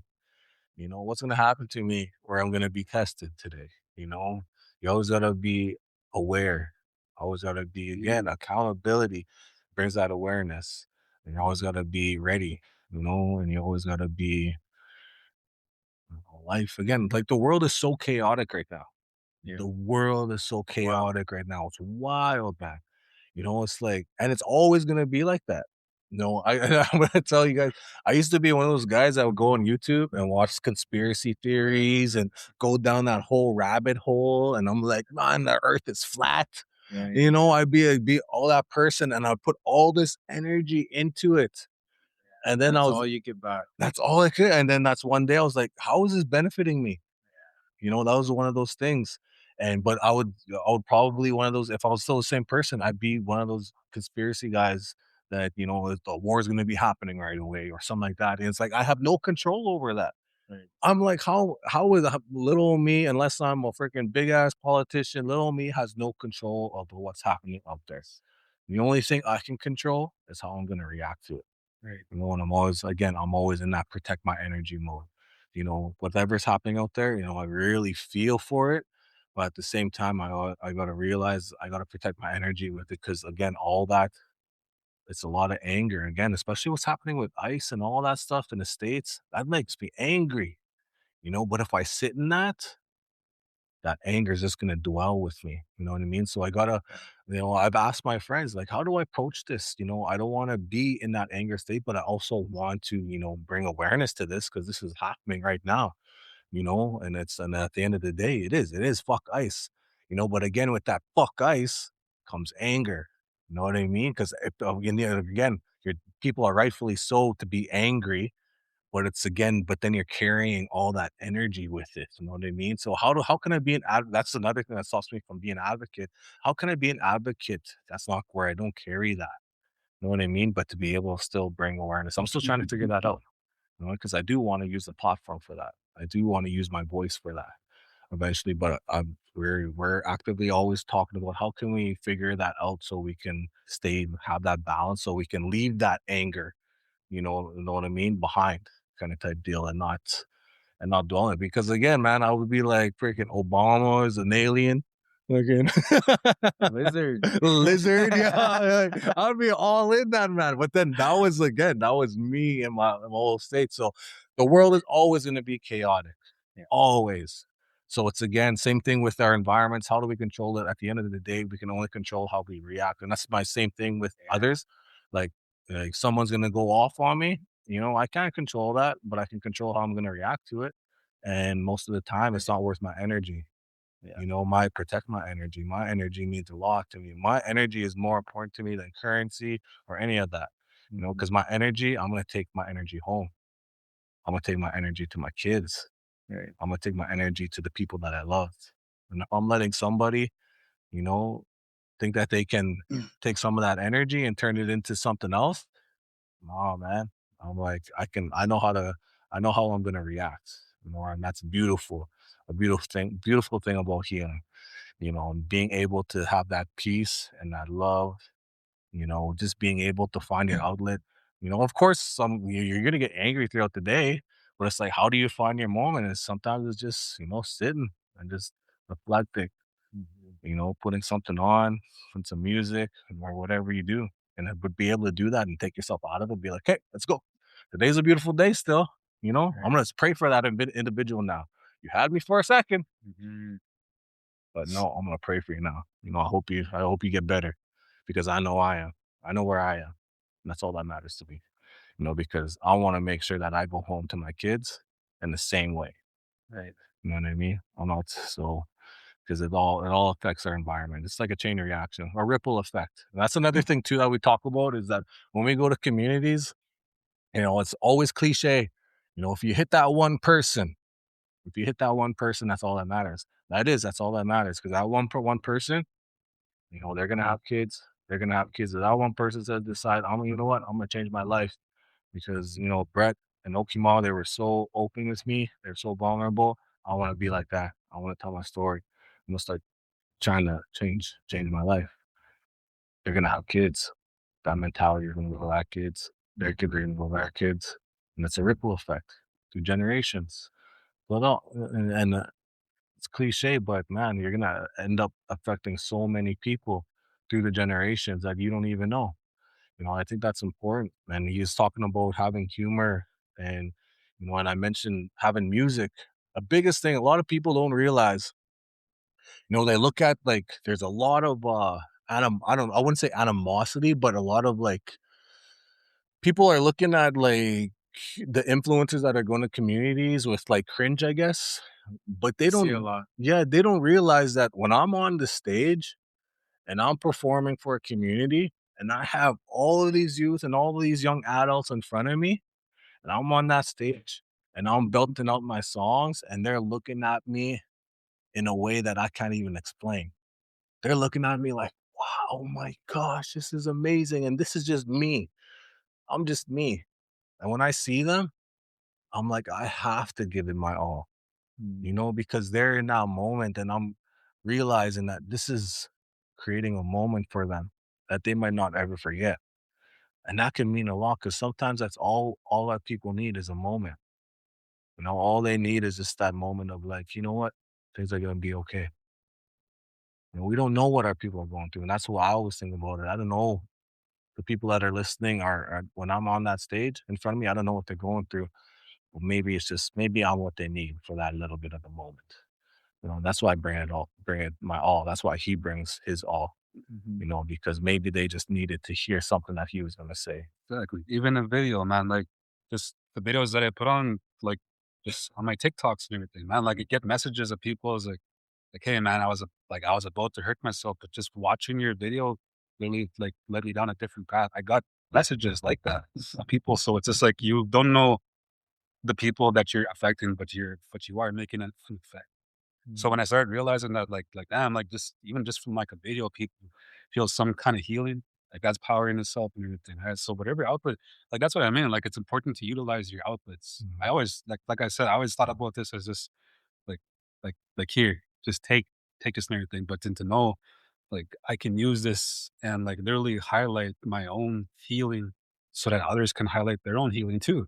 Right. Yeah. So it's just a mirror system, right? We used to follow mirrors that were dirty. We used to follow mirrors that were just nasty. Right. And so now that we have like we can these mirrors that you see here that we're trying to with like squeaky clean and like everything, like we're just constantly wiping this down. It's like here you guys can see yourselves here. Look at us and see yourselves here. See yourselves more. See more than this and everything. Right? Because yeah, it's just again, it's just about opening up those doors to healing and everything. And like I said, like it's just when it comes to just videos, music, just sharing your story, these are all outlets to get to that point where someone can just have that discussion. And sometimes all it is a discussion, right? And you know what too? Is that when it came to my mom still being on this earth still, when it came to this moment, because I remember there was a moment where my mom didn't want to be here too. And it took a moment of just telling her, I love you and a hug for her to be here. It doesn't look like 1,000 words sometimes, but sometimes it just looks like, being held and says like, I love you. You deserve to be here. And that in itself, that's power. And my mom is still here because of that, because because of prayer. And because all I did was just, Mom, I love you. Put my hands on her. Not not like this or anything, but you know what I mean? Like I put my hands on my mom and held her. But that's what I mean, man. It's like I held my mom in my Holy arms. rig, man. Where did that come from? Yeah. Mom, you gotta think. Where you go? But that's what I mean, man, is that like that's literally all it took for my mom to still be here. My mom is still here. My mom's blessed, man. My mom's a manager in Glassland now. And she's out there just like living her best life, man. My mom's here. She constantly gives life, man. She constantly tells people that she loves them, man. Like my mom if you meet her, she'll like even hug you if she feels like you're warm enough to be held, because Mhm. she's always looking at energy too. So if she feels you're inviting, she's gonna come and give you a hug, man. So Yep. that's Shout what out my the mothers. yeah. Shout Shout out out to the our mothers, mothers, man. man. Our powerful matrix, man. If it wasn't literally, if it wasn't for my mom, it took me to heal as a man from a woman, Mhm. from a woman's perspective. As soon as my mom said, "That's not me anymore," I learned that from my mom. That was my mom that said that to me, and that's why I walk in this power now. Is it's because of her, because of her change. It activated my change in me too. Mhm. I think that's another thing too. Like again, going back to this month, a huge test was because of my mom, and one of my principles in life, I will probably never leave, is that I'm gonna protect my mom with everything I got. Everything. Healed or unhealed, I wanna protect our matriarchs, the ones that, have made a difference in my life. And I think that's a huge thing too, is you see a lot of like, you know, on social media, you see a lot of people going like this constantly. And and what's cringe to me is honestly seeing our men talk to, try bash women on social media. These are matriarchs, man. I think that's another thing, like where you can bring that positivity, that positive masculinity back. We gotta get back to protection mode. We gotta be able to, really speak up. And, you know, this month I was called a goof, and I admit I'm a goof because there's times where I didn't step up and protect women when I should have, on social media. Because there's a lot of people, and it's just that goes back to that principle. And I found that out this month, is that principle is never gonna break. And that's important that we as warriors step back into that. No matter if you're right or if you're wrong, you don't talk to our women like that. You don't call them this, we don't call them that. No matter if they're wrong doing what they're doing at you and anything like that, we always remind ourselves of who Self we control. are. Self-control, Self control is exactly, what man. what we need as men, especially for yeah. Yeah, and it's I think social media right now is so, as much as we say, like, we have a presence on there, social media is it's you gotta know how to turn it on and off, because it holds you can literally every morning you go on Facebook, guaranteed you're gonna see something negative. Literally, there's times I wake up, I was like, okay, what's the drama today? And it's crazy that it's like that, right? Yeah. What's the drama today? Because you know what to expect already on the app, right? Yeah. So why is it like that? And Right? that energy is transferable from that person to here through this. That person to me, that energy is transferable. Right. That's how I believe. That's how the universe works. So you're literally just taking in all of that. And sometimes that's all people's feeds are filled with. It's just straight negative, and they love it. It's crazy. I don't understand. That's one thing I don't understand, is like, how do you get that deep into negativity like that? You know what I mean? And so again, it's just about, praying for all the people that like social media. Like right now, there's a bunch of stuff going on Facebook right now. It is endless, you know?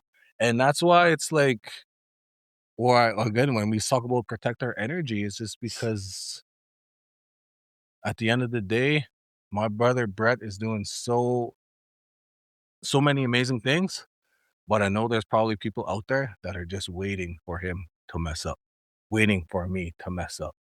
And they're gonna be like, let's go get him, bring him down. I knew he was always like that. Right? That type of shit, man. Exactly. So I always I'll knew tell he you, was. I can't wait. but you know what I mean though? Like that's what it is. Yeah, And that's but again, man, I'm so glad that I'm able to just control the way that I react to that. But again, like going back to, I just feel like we need to get back into protection mode, and and because our matriarchs, man, they're life givers. Man, I don't even know what I would do if somebody tried to, talk some way to my wife, to my mom. Yeah, yeah, yeah. Like that's just a principle that you don't ever cross. You know what I mean? And that's something I'll never go by. And if that means that I have to in a way just have to retaliate in a way to protect.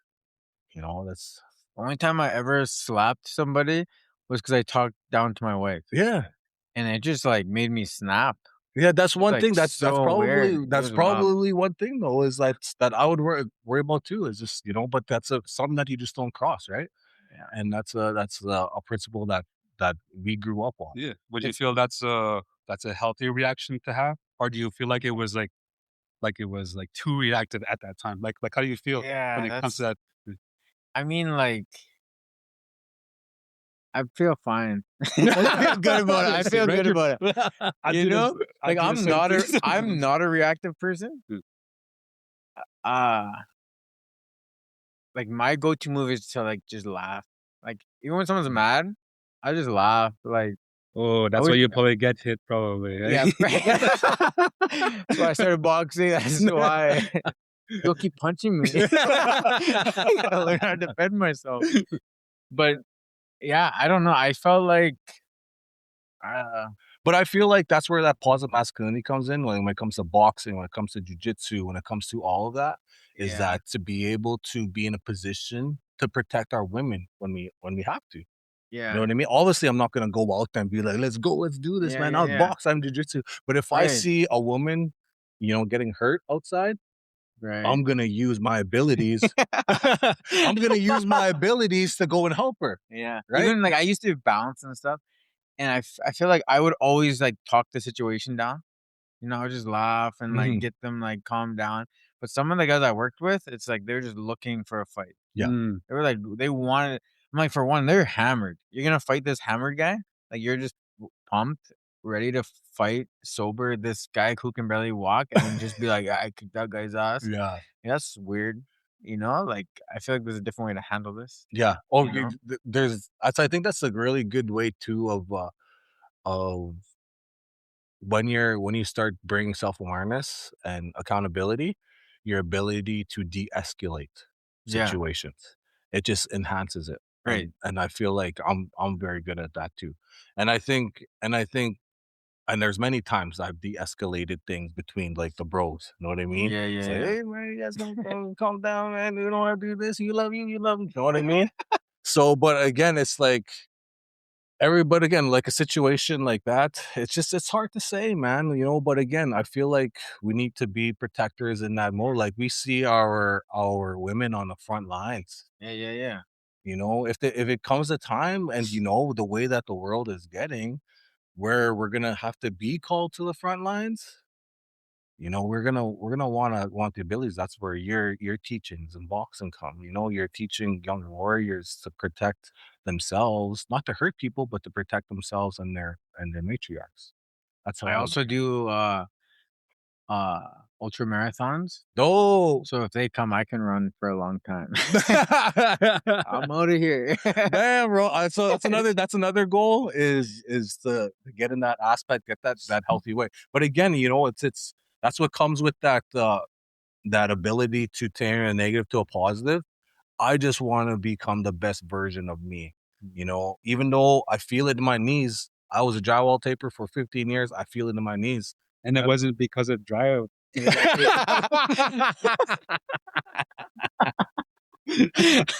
I should have known you were gonna say that. Just waiting. Just waiting. But like, I feel it. I'm the same age as Drake. I feel it. But I still want to become the best version of me. That means going to the gym, which is my outlet, learning new abilities, stuff like that. And it just makes me a healthier version of me. You know what I feel like I would have all bases covered. You know what I mean? So that's why, when I reached out to you, man, hey, do you come out here kind of type deal? Like, I was really like, man, I will see your videos. I was like, man, this guy's so good. I want him to come out here, man. I want to be able to move like that. Even at my age, I want to be able, because I still see people, like you see people like David Goggins and all them, in their 50s running ultra marathons still, Yeah. still being able to do those things. So in my mind, it's not that hey, I wonder if I can do that. It's like, I can do that. You know what I mean? I can do that, and I am going to do that. So I want to become, maybe one day step into the ring. You never know. That'd be wicked, eh? You know, you never know. It's just about pushing yourself, putting your like you said, putting your yourself in uncomfortable situations. That's the biggest. That's your growth right there. I think everyone should do that. Yeah, Just once, Yeah. at least once, Real, man. because it's like there's nothing like it. There's nothing like it. Like, that's your biggest growth is going to come out of that moment. Yeah, And it's that's like a perfect like. Because I compare everything to boxing. Like life, I can always find like it's like similar to boxing, and that's like a perfect example of figuring out what you know when like when you're in the ring. Yeah. You know, like you're hitting pads, you're training, you're doing it looks good, but we're gonna figure out if that works. Yeah. You know, and in that first fight you panic and all of a You're sudden it's gonna a gas brawl out. and you're tired 30 Yeah. seconds in. It's like some people quit and they never come back to boxing again. Yeah. Right. Some people go and they'll read a self-help book or they'll go to a men's group or a sharing circle and then they'll something bad and then they'll be like, oh, that doesn't work. Meditation doesn't work. You know, it's the same thing. But it's like it does work. You just haven't figured out how to use it yet. Yeah. You know, and that's the same with boxing. You just haven't figured out how to use that jab, how to use that footwork, how to move your head. It's the same thing with all the mental health, all like to build your capacity. It's like you just haven't figured it out yet. Yeah. It's like go back and do more work. And then when something happens, you'll be able to navigate a bit better. It'll be a bit easier. Yeah. And put that work ethic in. A lot of people give up and then they go back to alcohol. They go back to drugs. They go back to just covering up. I think when you like this guy's a prime example of like he lost almost 100 pounds. You know, Let me tell my story, please. You have been for 80% of this. But real though, yeah, This is my 100 pounds, favorite man. part. 100 pounds though, yeah, for real, man. That's crazy. He's a prime example of it though, man. 100 pounds. Okay.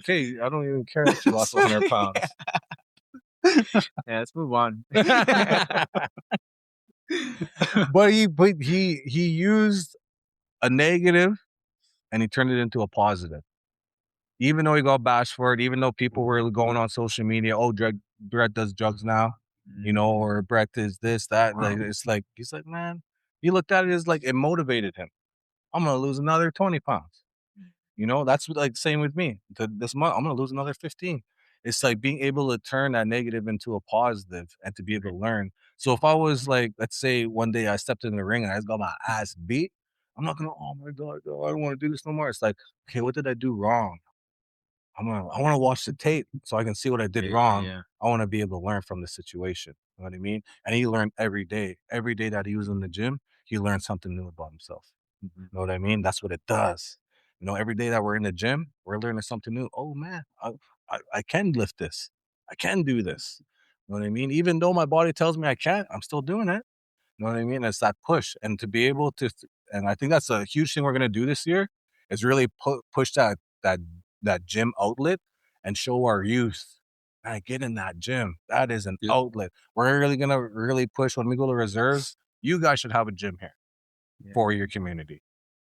If it's not one of the things that's on your list, it should be on the top because it is such a huge outlet, you know, and for those, even if it's 10 youth on the community, those 10 youth are going to go in there and they're literally going to find themselves in that gym. They're going to learn about themselves and it's going to bring progress and bring growth. And it's just a beautiful process, man. And I miss old Brett. Big fat Brett, but you know this will do. But I guess. But it's crazy seeing his old videos. Yeah, there's like times when I'm like giving people my ideas, like, "When's your birthday?" Because it's like a whole different person. My thing, right? Because I was like 100 pounds heavier, right? And you can see it like in my face, like I carry a lot of weight and everything, right? And man, when I was almost 300 pounds, I felt it everywhere. I felt it in my joints. Didn't move around. Well, I was strong, but like at the same time, he was strong, man. Yeah, he was a beast. Yeah. He still is strong. Yeah, I'm still strong. Like don't get me wrong there, but like But let's clarify that. let's clarify that. I'm still pretty soft. Yeah, don't make me get into my PRs here, but No, but yeah, man. But yeah, as you were saying, that was a challenge, man. A lot of people used to call me, "Oh, Brett's on meth or something," right? Because my weight loss, it didn't happen overnight. He just wasn't showing himself. Yeah, like I wasn't even posting anything, like my progress and everything. So when I finally did, it was such a drastic change because the last time people seen me, I was a heavyset guy, right? So I understood that. Yeah. Yeah. So I had to deal with a lot of that there. all over the place, man. Like a lot of people's like, damn, is that Brett and everything? He was like, that's crazy. But like literally like I feel like I added years onto myself, man, just because of my drastic change, man. Like in my diet and my workouts, just like everything, right? Everything that I was doing, I just wanted to be the best version of myself. Yeah. Just like he is, right? Trying to be the best version of yourself. And it was taking form in a physical sense. But just to also say that, like, even though I was losing all this weight, I was actually going through bouts of depression during this time. I was going through a lot of this shit that I didn't even tell anybody. I was just like, I kept everything close. He knew about like the shit that I was going through. So at this time that I was losing weight, I wasn't eating enough because obviously I was going through depression. I didn't have an appetite to like have anything that I wanted to eat. There was only certain foods I was able to really snack on, right? So at this time when I was going through my depression and trying to be trying to be healthy, trying to have a better diet, like I still wasn't eating enough. I was still going through my mental issues, right? I was still trying to handle everything in my life, even though I felt like everything was falling apart as I was building something up. That sounds so crazy to say. Like trying to build something up as my world's falling apart. Like I was literally holding everything together, man. I was like literally trying not to snap. Imagine if you didn't have that outlet, though. Yeah, That'd be crazy. exactly. So as you were saying, that's why it's important to have communities, bring in gyms, man, because it's a priority. Kids need that. Right? Boxing, Yeah. like to see you go to communities and teach kids, that's amazing, man. Yeah. That's needed. That's really needed right now. And so, like, props to you for doing that. And every community that I'm going to, I'm gonna get your cards. I'm gonna be like, yo, this is what it is. You know what I wish though? I wish they had more stuff for adults. Yeah, Because I feel like it's awesome that it goes to the youth because they need it. But I feel like they're the leaders of those kids need it.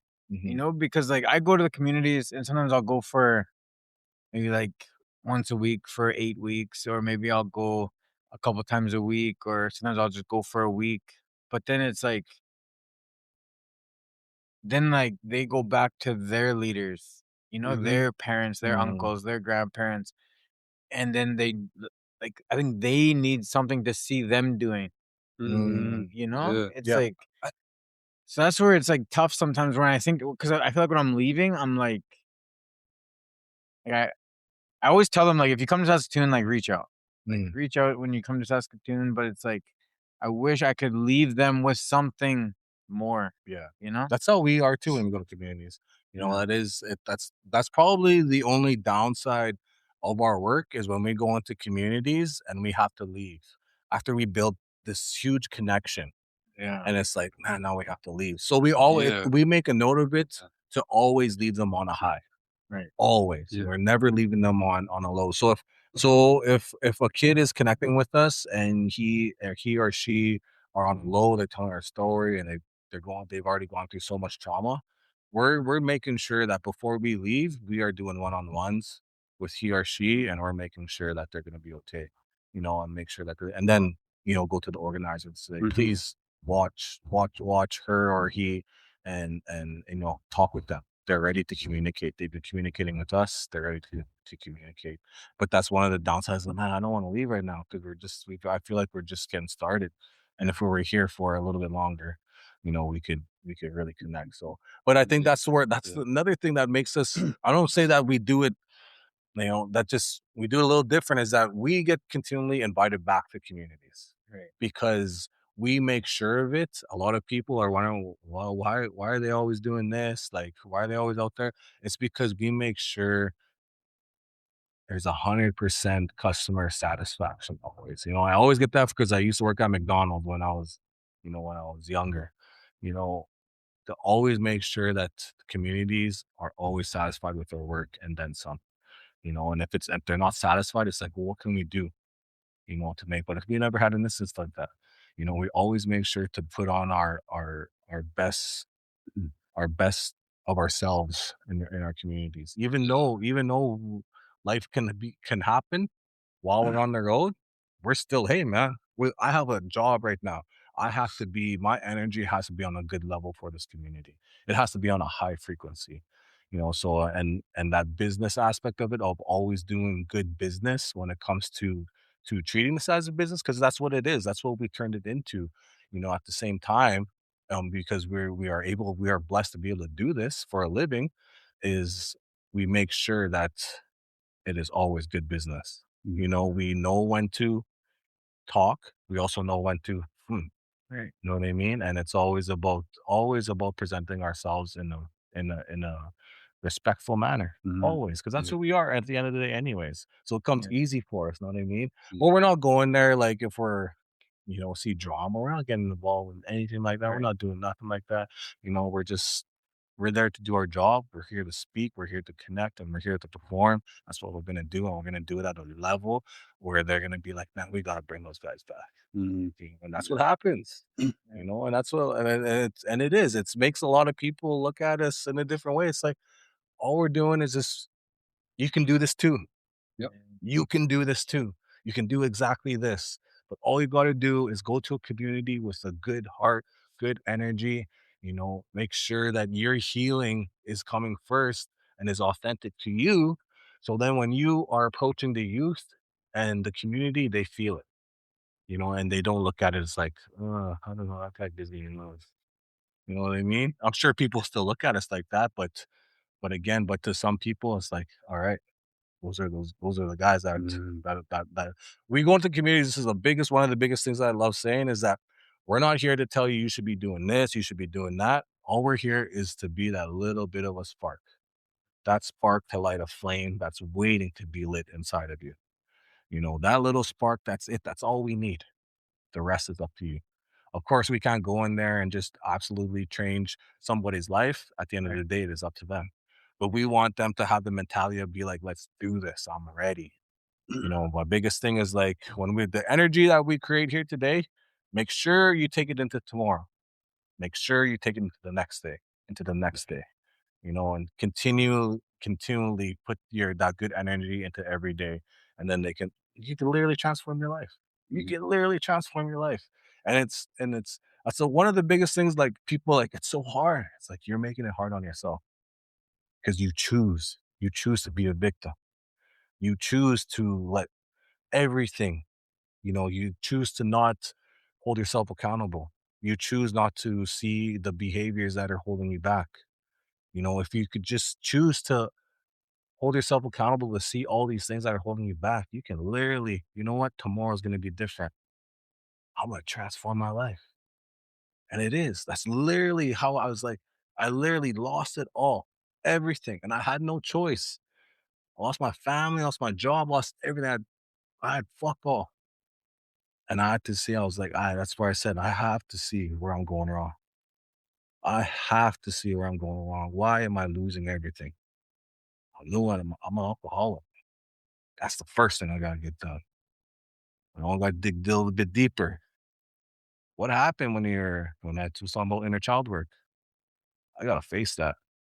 I got to look back, man. I got to tell little old me, little child me, I know you went through it, but just look at, it's going to be okay. You Mhm. know what I mean? You got to have those conversations. And then I dug a little deeper. You know what? Maybe I was the problem. I was a narcissist, just like I were talking about. You got to dig deep. What are my triggers? Like, this is a huge thing. We got to realize our triggers as men. Every day I'm getting triggered. I went through severe trauma. If I heard a scream, even though I was like, oh, what's that?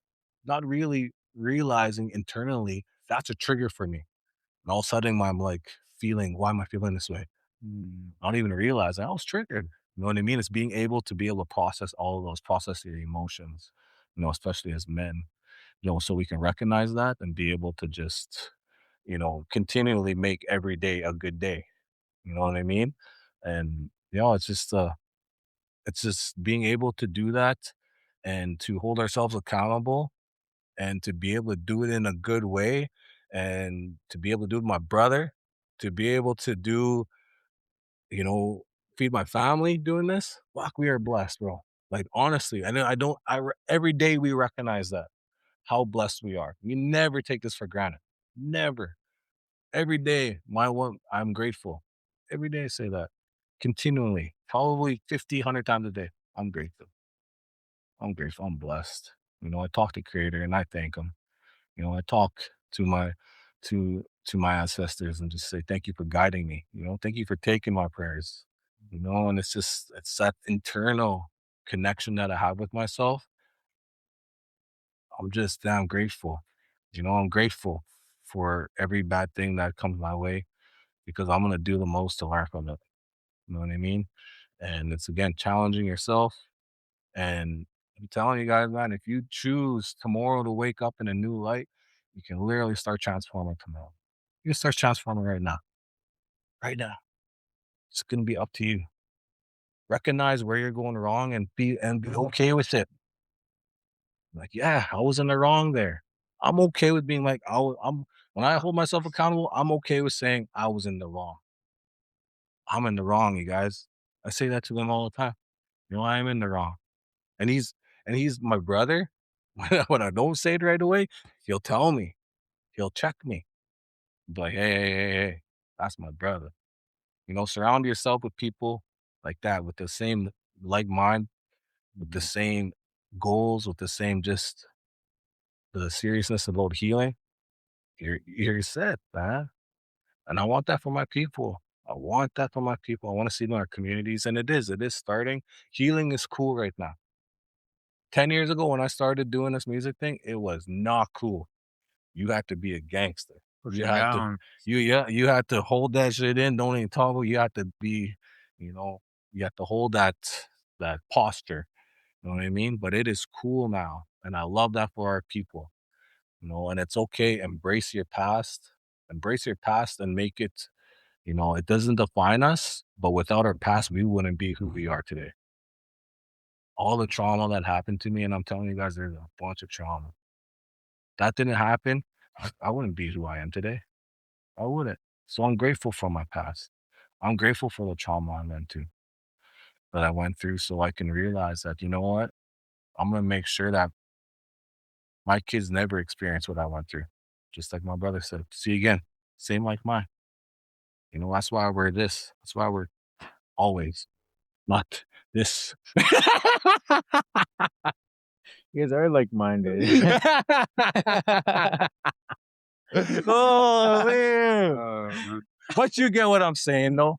But I am, but I'm really passionate about it right now because I'm on fire right now. I'm literally like January was a huge month for me. And I'm so damn proud of myself. You know, I was like, man, I just feel so good about it. And I'm taking all of this into February, March, the rest of 2026 into all the communities that I'm going. And I just feel really proud. And I know it's going to hold good energy that communities, my people are going to feel it. And, you know, to everyone that wanted to bring me down, thank you. No, honestly, thank you because all it did was motivate me and just make me realize, you know, this is why I love my brother. This is why I keep my circle small. You know, we got to always be aware to protect our energy. But at the same time, we can still kill it. We can still kill it, man. One day I'm going to be boxing with you. One day we're going to be running freaking 20K together. You know, it's just challenges like those that I'm ready to take on, and it wouldn't have came without a negative. It wouldn't. So it's just at the end of the day, it is up to you. I think that's all I was going on with this is that it's up to you, man. Like wake up tomorrow and just say enough is enough. He only asked you what was your favorite chocolate. You didn't even tell me. Charles did too. I think that's a good place to end it. What do you guys think? I don't know. You want to say something? I'm good. I think that was enough. Let's talk about how our people monetize the culture.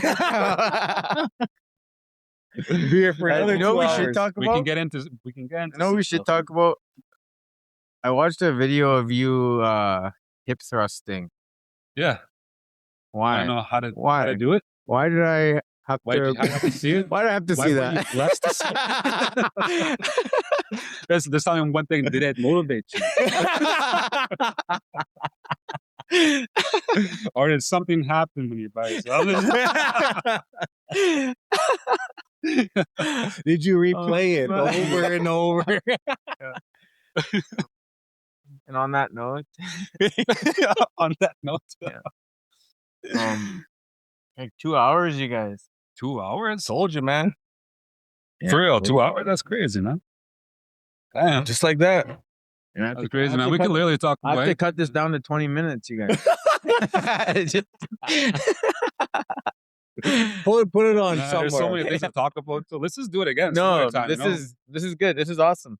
I mean, like, I feel like ever since I've known you, you're the same guy. You know, like you're Wait, you're genuine. when did you guys even meet? The first time I met him was at a conference at Saskatoon Inn, but I don't know when that was. That was A while ago. a while. Yeah. Like, how Yeah. long? That was probably like when I first started. Really? So you knew I him? felt like I was like probably 21. I had no idea you guys met I that don't know, long. long. It was long Yeah. ago. Yeah, it was. Yeah, Yeah. 21. Yeah, somewhere around there. Together in Yeah. Your Eyes, is that one? Yeah. Wow, you have a good memory. Yeah. Oh, That boy. was- Shout out Sean and his clothing brand. Yeah. They're the one who brought me up for that one. Yeah. that was good. They got a store now too. Yeah. Wait, how old are you? Me. Same Are age you as Drake. Jake's age? Are you Jake's age, bro? 35 Oh, you're still. on Friday. Oh, On damn. Friday, bro, you're younger than me, man. I'm 35 Are you? right now, yeah. When? When did I turn it? Yeah. Just this month. Last month, January. Yeah. January. Good work. I Yeah. Yeah. got him a juicer. A what? I got him a juicer. I didn't even use it yet, man. How about let's talk about the effects of juicing? And like, Well, you got 3 days to get me my gift. Yep. On it. Get on. I can already feel what you want. A juicer. You want a video of breath juicing? hip thrusting for your As own. I'm juicing, I'll be just thrusting, putting the apples in. Hey, Cole, bro, what you doing, man? I'll take it. I'll take it. Well, that's cool, man. It's cool that you guys knew each other for that long. Yeah, you know I had what? no idea. That's why you guys are. One of the first things I said to you when I met you, I said, "Hey, when I was little, I had a dog named Okema," Oh, really?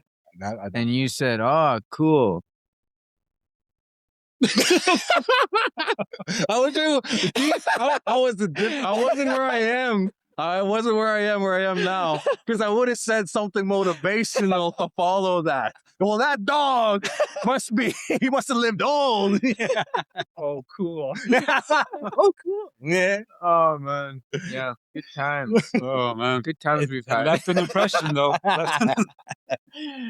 No, it was good. I love this conversation. That's what No, this is I was just telling him I've always held myself back from my podcast and radio and stuff like that because people have passed. But then I know you, so and I think at the end of the day, it's just about having a conversation. You know what I mean? That's all we ever want to do is just have a conversation and just let it flow. That's how we do our speaking. We always freestyle it, and we ask creator, take it where it needs to go. Same thing with this. Creator, take it where it needs to go. I don't know who's gonna listen to it.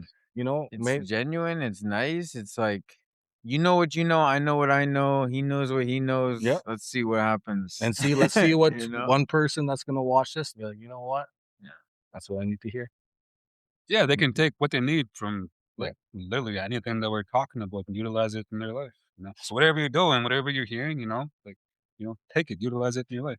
I don't know who I'm talking to, but there's a there's a video there playing. So It'll just be me listening It'll be later. in the This shower. one's for me.